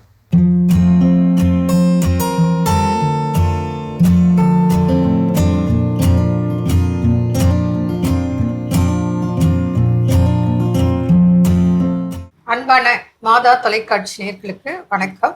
இன்றைய நிகழ்ச்சியில் ஸ்கின் ப்ராப்ளம் பற்றி பார்க்கலாம். ஜென்ரலாக ஸ்கின் ப்ராப்ளம்னா psoriasis, eczema, fungal infection, urticaria, allergy, skin allergy, இது போன்ற உபாதைகள் வரும். இன்றைய நிகழ்ச்சியில் நம்ம சோரியாசிஸும் அது கூட மூட்டு வலி சொரியாட்டிக் ஆர்த்ரைட்டிஸ் அத பத்தியும் பார்க்கலாம். பொதுவா இந்த சொரியாசிஸ் வந்து பாருங்க ஒரு குரோனிக் டிசீஸ். ரொம்ப நாளா வந்து பாத்தீங்கன்னா வைத்தியம் பண்ணிட்டே இருப்பாங்க. அந்த ஃபிளேக்கி ஸ்கின்ஸ் வந்து பாத்தீங்கன்னா இது பெருசா ப்ராப்ளமேட்டிக்கா இல்லைனாலும் அந்த பேஷண்ட்ஸ்க்கு வந்து பாருங்க இது மத்தவங்களுக்கு தொத்தக்கூடிய தொந்தரவு இல்லை அப்படின்னாலும் பேஷண்ட்ஸ்க்கு வந்து பாத்தீங்கன்னா காஸ்மெட்டிக் டிஸ்பிகர்மெண்ட் அப்படின்றது வரும். எனக்கு பாக்குறதுக்கு கையெல்லாம் வந்து பாத்தீங்கன்னா மீன் தோல் மாதிரி இருக்கு, செதில் செதிலா கொட்டுது. அதுக்கும் மேல ஸ்கார்ப் சோரியாசிஸ் அப்படின்றது இருக்குங்க. இது வந்து தலையில வந்து பாத்தீங்கன்னா அப்படியே நல்லா வந்து பொடுக்கு மாதிரி பெருசு பெருசா இருக்கும். அது அப்படியே இது பண்ணாங்கன்னா அப்படியே கொட்டும். கொட்டின பின்னாடி அந்த இடம் வெந்துட்ட மாதிரி இருக்கும், நல்ல ரோஸ் கலரா இருக்கும். பாக்குறதுக்கு ரொம்ப வந்து அவங்களுக்கு வந்து பாத்தீங்கன்னா அது அசிங்கமா இருக்க மாதிரி ஃபீலிங் இருக்கும். ஸோ இந்த ஸ்கால்ப் சோரியாசிஸா இருந்தாலும் சரி, கட்டேட்டட் சோரியாசிஸா இருந்தாலும் சரி, கட்டேட் சோரியாசிஸும் வந்து பாத்தீங்கன்னா ரொம்ப கஷ்டப்படுவாங்க. இதுல இருந்து எப்படியாவது விமோச்சனம் கிடைச்சிடாதா, இதுல இருந்து எப்படியாவது நம்ம ரிலீவ் ஆயிட மாட்டோமா அப்படின்னு நினைப்பாங்க. அதுக்கும் மேல இந்த சிம்டம்ஸ் வந்து ரொம்ப இன்டென்சிஃபைடா இருக்கும் இல்லைங்களா. நிறைய நமச்சல், அதுக்கப்புறம் வந்து பாத்தீங்கன்னா எரிச்சல், இந்த மாதிரி நிறைய காம்ப்ளிகேஷன்ஸ் இருக்கும். ஸோ இந்த சொரியாசிஸ் அப்படின்றது ஆயுஷ் வைத்திய முறை பிரகாரம் ட்ரீட்டபிளா, கியூரபிளா, மேடம் எக்ஸ்பிளைன் பண்ணுவாங்க. அதாவது சோரியாசிஸ் ப்ராப்ளம் அப்படிங்கிறது தலை முதல் கால் வரை இன்க்ளூடிங் காதுக்குள்ள கூட வர்றதுக்கு வாய்ப்பு இருக்கு. ஏன்னா அந்த அளவுக்கு பாதிப்பு ஏற்பட்டு மக்கள் கஷ்டப்படுறாங்க. இவங்க வந்து எப்படின்னா உடம்பு ஃபுல்லா செதில் செதிலா கொட்டுறது இருக்கும். ஆரம்பத்துல சும்மா லேசா எங்கேயாவது ஒரு இடத்துல இருக்கும். சிலருக்கு உடம்புல நிறைய இருக்கும், சிலருக்கு உடல் முழுவதும் கூட பரவி இதன் தாக்கம் அதிகமாக காணப்படும். இதே சிலருக்கு மூட்டு வலியோடு சேர்ந்து உங்களுக்கு சோரியாட்டிக் ஆர்த்ரைட்டிஸ் அப்படின்னு வரும். இதுல என்ன ஒரு பிரச்சனை அப்படின்னா இந்த ஜாயிண்ட்ல இந்த சோரியாசிஸ் ப்ராப்ளம் இருக்கும். இப்போ இந்த இடம் ஜாயிண்ட், இந்த இடம் ஜாயிண்ட், இந்த இடம் கால் மூட்டு, இந்த ஜாயிண்ட்ல தான் இந்த சோரியாசிஸ் வரும்போது நம்ம அசைக்கிறோம் இல்லையா, மூவ் பண்றோம் இல்லையா, அப்போ அதுல கட்ஸ் ஈஸியா வந்துடும். சாதாரணமாவே ஸ்கின்ல கட்ஸ் வரும், ஜாயிண்ட்ல வரும்போது அந்த நம்ம மூவ் பண்றதுனால அசைவுனால அது விரைவில் குணமாகாது. அது கட்டு அப்படியே பெட்ல கட் ஆகும். நம்ம கை காலை நீட்டி அசைக்கும் போது ஜாயிண்ட்ல வரக்கூடியது ரொம்ப உபாதை கொடுக்கும், அரிப்பு அதிகமா ஏற்படும். மக்கள் என்ன பண்ணுவாங்கன்னா சாதாரணமா நம்மளோட நகத்தால சொரியவே கூடாது, நகமே படக்கூடாது. ஆனா நம்ம மக்கள் என்ன பண்ணுவாங்க, போட்டு நல்லா அது அரிக்கும் போது நல்லா சொரிஞ்சு விட்டுருவாங்க. இன்னும் கூலா அவங்க பாட்டுக்கு சொல்லுவாங்க, நான் சீப் எடுத்து சொரிஞ்சிருவேன், அந்த அளவுக்கு அப்புறம் கத்தி எடுத்து சொரிஞ்சிப்பேன் அப்படின்னு சொல்றவங்க எல்லாம் இருக்காங்க. கேட்கறதுக்கே கொடுமையா இருக்கும். ஆனா அவங்களுக்கு அதை விட அந்த நோயின் தாக்கம் கொடுமையா இருக்கிறதுனால அரிப்பு தாங்க முடியாம இன்னும் சிலர் சொல்லுவாங்க, நான் செவத்துல வச்சு தேய்ப்பேங்க, காலை கையை தேய்ப்பேன், முதுக தேய்ப்பேன் அப்படின்பாங்க. அந்த சிவர் கார்னர் இருக்கு இல்லையா, அந்த இடத்துல எல்லாம் மக்கள் பேசுறது அப்படி இருக்கு.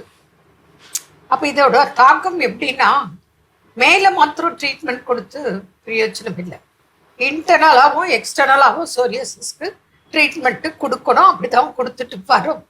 இது வந்து இன்னைக்கு நல்லாயிடும், நாளைக்கு நீங்க டென்ஷன் ஆனீங்க, ஸ்ட்ரெஸ் ஆனா திரும்ப வரும். இதுவும் ஆட்டோ இம்யூன் டிசீஸ்ல ஒண்ணு. என்ன நேர்களே, மீண்டும் நாளை சந்திப்போம். நன்றி. அன்னை மரியே வாழ்க. அருமையான நம்ம ஒரு இதை பகுதி பார்த்துட்டோம். நிகழ்ச்சியோட நிறைவுக்கும் வந்தாச்சு. இன்னைக்கு நாள் ரொம்ப சிறப்பாக மகிழ்ச்சியாக பேசிட்டு இருக்கிறோம். நம்மளுடைய வாழ்க்கை அழகானது, எளிதானது, அதை எப்படியெல்லாம் கடினப்படுத்தி கொள்கிறோம் அப்படின்னு சொல்லி அடுத்ததான சொல்றேன். லைஃப்ல வந்து எல்லாமே காம்ப்ளிகேட்டடா தான் இருக்கு அப்படின்னு சொல்லிட்டு பல பேர் வந்து புலம்புவாங்க இல்லையா. அதுக்கு ரீசன் என்ன அப்படின்னா, நம்ம கிட்ட என்ன இருக்கு அப்படின்றத கவனிக்க மாட்டாங்க, மற்றவங்க கிட்ட என்ன இருக்கு அப்படின்றது தான் பெருசா அந்த கவனம் செலுத்துவாங்க. ஸோ அப்படிப்பட்ட அந்த கவனம் வந்து எப்பொழுதும் நம்ம மீது இருக்க வேண்டும், இருப்பதில் நிறைவு காண வேண்டும் அப்படின்றது தான். அப்படி இருந்தாலே போதும் நம்மளுடைய லைஃப் வந்து காம்ப்ளிகேட்டடா இல்லாம அழகான ஒரு வாழ்க்கையா தெரியும். கண்டிப்பா. நாங்கள் ஜேஆர்சி கேம்ப் 10th 12th படிக்கிறப்போ ஜேஆர்சி கேம்ப் 10th தான் அட்டன் பண்ணியிருந்தோம். அப்போ அன்னைக்கு வந்து செம ஒர்க்கு, டே டைம் ஃபுல்லா. நைட் வந்து அன்னைக்கு சிக்கன் போடுறாங்கன்னு எங்களுக்கு என்ன ஆயிடுச்சு, மெசேஜ் வந்துருச்சு எல்லாருக்குமே. எனக்கு நைட்டு கறி சோறாண்டா, நாளை கழிச்சு கேம்ப் முடியுது, இன்னைக்கு கறி சோறு போடுறாங்க அப்படின்னு சொல்லி எல்லாருக்கும் அந்த ஸ்மெல்லும் பாத்தீங்கன்னா அப்படியே கறி சோறுக்கான ஸ்மெல். அப்படி அங்க வேலை நாங்க கிரௌண்ட்ல பாத்துட்டு இருக்கிறோம், கிச்சன்ல இருந்து ஒரு ஸ்மெல் மூக்க தொலைக்குது. நைட்டு ஈவினிங் எல்லாம் டக்கு டக்குன்னு குளிச்சு கிளம்பி போய் சீக்கிரம் 7 மணிக்கெல்லாம் என்ன பண்றோம், டைனிங் எல்லாம் போய் சாப்பிட்டு உட்காந்தா பார்த்தா கறி சோறுலாம் கிடையாது, நார்மலான ஏதோ வத்த குழம்பு ஏதோ சம்திங் தான் வச்சிருந்தாங்க. வச்சோடனே எல்லாரும் பயங்கரப்பட்ட, எனக்குலாம் ரொம்ப மனசு சங்கடமா போச்சு.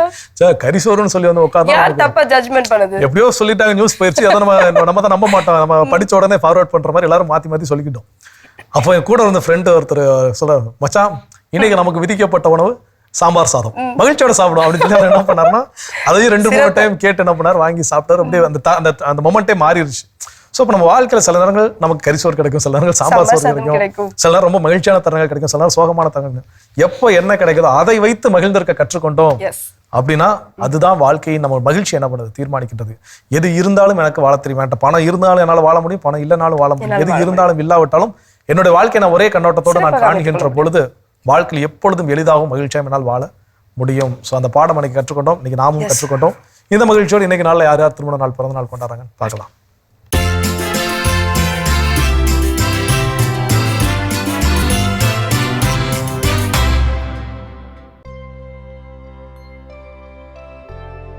சகாயராஜ், ஹெலன் இன்று தங்களது திருமண நாளினை கொண்டாடுகிறார்கள். இவர்களை வாழ்த்துபவர்கள் பிள்ளைகள், பேத்திகள், டெசா, இவானா, குடும்பத்தினர், உறவினர்கள் மற்றும் நண்பர்கள்.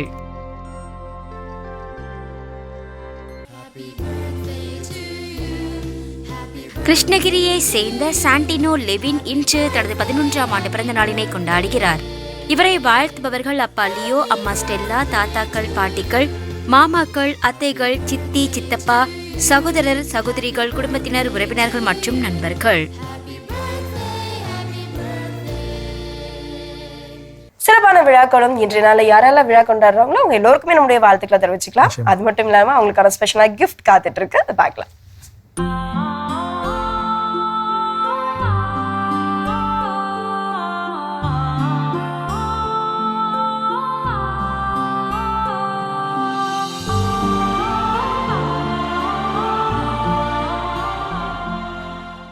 மாதா தொலைக்காட்சியை பார்த்து கொண்டிருக்கும் உங்கள் அனைவரையும் இறைவன் இருகரம் நீட்டி அரவணைப்பாராக. அவருடைய ஆசீரும் அன்பும் பொங்கி வழிவதாக. அன்பு மிக்கவர்களே, இன்றைய நாளில் நமக்கு கொடுக்கப்பட்ட இறை வார்த்தை, ஆண்டவரே உமது உறைவிடம் எத்துணை அருமையானது. திருப்பாடல் 84:1. இது நமக்கு பிடித்தமான பாடல். திருப்பயணிகளோடு செல்லுகின்றான், ஆண்டவருடைய இடம் நோக்கி செல்லுகின்றான். அவனுக்கு உள்ளத்திலே மகிழ்ச்சியும் ஆனந்தமும் பொங்கி வழிகிறது. எப்பொழுது ஆண்டவருடைய தரிசனத்தை கண்டு அவரோடு ஒன்றாகி விட வேண்டும் என்று ஆசைப்படுகிறான். அவன் அந்த கோவிலில் உள்ளே இருக்கின்ற பாடகர்களை பார்த்து பொறாமை கொள்ளுகின்றான். அவர்கள் ஒவ்வொரு நாளும் அருகில் இருக்கின்றார்களே, உமக்கு பலி செலுத்துகின்றார்களே, உம்மை பாடுகின்றார்களே, எனக்கு அது கிடைக்கவில்லையே என்று சொல்லி அவன் இயங்குகின்ற ஏக்கம் எத்துணை அருமையாக இருக்கிறது பார்த்தீர்களா? அடைக்கலான் குருவிக்கு வீடும், தகைவிலான் குருவிக்கு தங்கி இருக்க வீடும் கிடைத்தது என்று அந்த அறிஞன் பாடுகிற பொழுது அவன் பக்தி நிலையையும் தாண்டி விடுகிறான். அவன் இலக்கியத்திலே ஒருவனாக மாறிவிடுகிறான். இந்த அன்பையும் இந்த நட்பையும் உருகி உருகி சொல்லுகிறது தான் இந்த பாடல். இந்த பாடலை பாடும் பொழுது இந்த பக்தன் அங்கே செல்லுகிறான். பயம் அவனை விட்டு அகலுகிறது. அவன் வீரம் கொள்ளுகிறான், ஆற்றம் கொள்ளுகிறான். தளர்வு, சோர்வு எல்லாமே மறைந்து போகிறது. அவன் செல்லுகின்ற இடமெல்லாம் பாலைவனங்கள் எல்லாமே நீரூற்று பெருகும் அந்த இடமாக மாறிவிடுகிறது. அவன் வழியாக ஆண்டவர் அவன் அந்த நிலத்தையும் அந்த பகுதிகளையும் ஆசீர்வதிக்கின்றார். வயல்வெளிகளாக, புல்வெளிகளாக மாறி ஆடு மாடுகள் அங்கே மேக ஆரம்பிக்கின்றன. எத்தகைய ஒரு நிலைமை அவனுக்கு வருகிறது பாருங்கள். 1000 ஆண்டுகள் வேறிடத்தில் இருப்பதை காட்டிலும் இறைவா உன்னுடைய அருகாமையில் 1 நிமிடம் இருப்பதே மேலானது. அந்த 1 நிமிடத்தை அவன் மிக அருமையாக நேசிக்கிறான். ஆண்டவரை அன்பு செய்கிறான். அவனுடைய அன்பு அங்கே பெருகி வழிகிறது. சோர்வும் தளர்வும் மகிழ்ச்சியாக மாறுகிறது. துன்பங்கள் அக்களிப்பாக மாறுகின்றன. வலிமையின்மை வலிமையாக மாறுகிறது. நம்பிக்கையும் வலிமையும் அவனுக்கு சொல்ல முடியாத தெம்பையும் ஆற்றலையும் தருகிறது. எனவே அன்புக்குரியவர்களே, ஆண்டவருடைய இல்லத்தை நாம் நாடுகிற பொழுது, ஜெபிக்கின்ற பொழுது, அவர் அருகாமையில் இருக்கின்ற பொழுது எவ்வளவு தென்பு வருகிறோம் தெரியுமா? நம்ம எதுவும் தாக்க முடியாது. ஏதாவது தாக்கினாலும் அவருடைய ஆற்றல் நம்மோடு இருப்பதால் அச்சம் அகன்று போகிறது, திகில் ஓடி போகிறது. நாம் எல்லோரும் கடவுளுடைய பிள்ளைகளாக இருந்து அவரை வழிபட முடியும் என்பதை இந்த திருப்பா நமக்கு சொல்லுகிறது. நீங்கள் வேளாங்கண்ணிக்கு சென்று இருக்கிறீர்களா? திருப்பயணிகளாக சென்று இருக்கிறீர்களா? இந்த மனநிலையை கொண்டவர்களாக இருக்கிறீர்களா? இறைவன் உங்களை ஆசீர்வதிப்பாராக. ஆண்டவர் உங்களோடு இருப்பாராக, உம் ஆன்மாவோடும் இருப்பாராக. எல்லாம் வல்ல இறைவன் தந்தை, மகன், தூய ஆவியார் தன்னுடைய வரங்களால் உங்களை நிரப்புவாராக. ஆமேன். மகிழ்ச்சி நம்ம அன்பாயரோட இறையாசர் நம் அனைவருக்கும் நிறைவாக கிடைச்சிருக்குது. இந்த மகிழ்ச்சியோடு இன்றைய நாளில் கற்றுக்கொண்ட மிக சிறப்பான ஒரு பாடம் நம்முடைய வாழ்க்கை ரொம்ப ரொம்ப அழகானது, அது ரொம்ப ரொம்ப எளிதானது, வாழ்வதற்கும் எளிதானது. ஆனா அதை நாம் தான் கடினப்படுத்தி கொண்டே இருக்கின்றோம். எந்தெந்த தருணங்களில் என்னென்ன செயல்கள் வாயிலாக அதுல ஒரு சில விஷயங்கள் சிந்திக்கிற கடவுள் நமக்கு வாய்ப்பு கொடுத்திருக்காரு. இதை பேசும்போதே நம்ம எப்படிலாம் கடினப்படுத்திக்கிறோங்கிறது மற்ற விஷயம் நமக்கு என்ன இருக்கும் ஞாபகம் வந்திருக்கும். ஸோ அப்போ அதெல்லாம் கொஞ்சம் அலசி ஆராய்ந்து எதையெல்லாம் நம்மால் குறைத்துக் கொள்ள முடியுமா, எதையெல்லாம் ஒட்டுமொத்தமா விட்டுற முடியுமா, அதற்கு ஏற்றாற்போல் நாம் வாழ்கின்ற பொழுது நம்முடைய வாழ்க்கை மகிழ்ச்சி நிறைந்ததாக இருக்கும். சிறப்பான அழைப்பை கொடுத்த கடவுளுக்கு நன்றி சொல்லி இன்னைக்கு நம்ம நிகழ்ச்சியை நிறைவு செய்த நாள் இனிவே தொடங்கலாம். அன்பானவர்களே, வாழ்க்கை எளிதானது, அழகானது, உணர்ந்து கொள்வோம், மகிழ்ந்திருப்போம் என்ற இந்த சிந்தனையோடு இன்றைய கடவுள் வணக்கம் நிகழ்ச்சியை நாங்கள் நிறைவு செய்கிறோம். இந்த நாள் இனிய நாளாக அமைய மாதா தொலைக்காட்சியின் வாழ்த்துக்களும் ஜபங்களும். மீண்டும் உங்களை கடவுள் வணக்கம் நிகழ்ச்சியில் சந்திக்கும் வரை உங்களிடமிருந்து விடைபெறுகின்றோம். இயேசுவுக்கே புகழ். மரியே வாழ்க. நீ ஆர்ட்ஸ் தானடா படிச்ச, எப்படி ஐடில வேலை பாக்குற? எந்த டிகிரினாலும் பரவாயில்லண்ணா. சென்னையில் இருக்க எஸ்எல்ஏ ஐடி ட்ரைனிங் இன்ஸ்டியூட் தான் நான் ட்ரைனிங் எடுத்தேன். மாசம் 30,000 சம்பாதிக்கிறேன். சூப்பர்டா. For IT training and placement, contact 8870767784.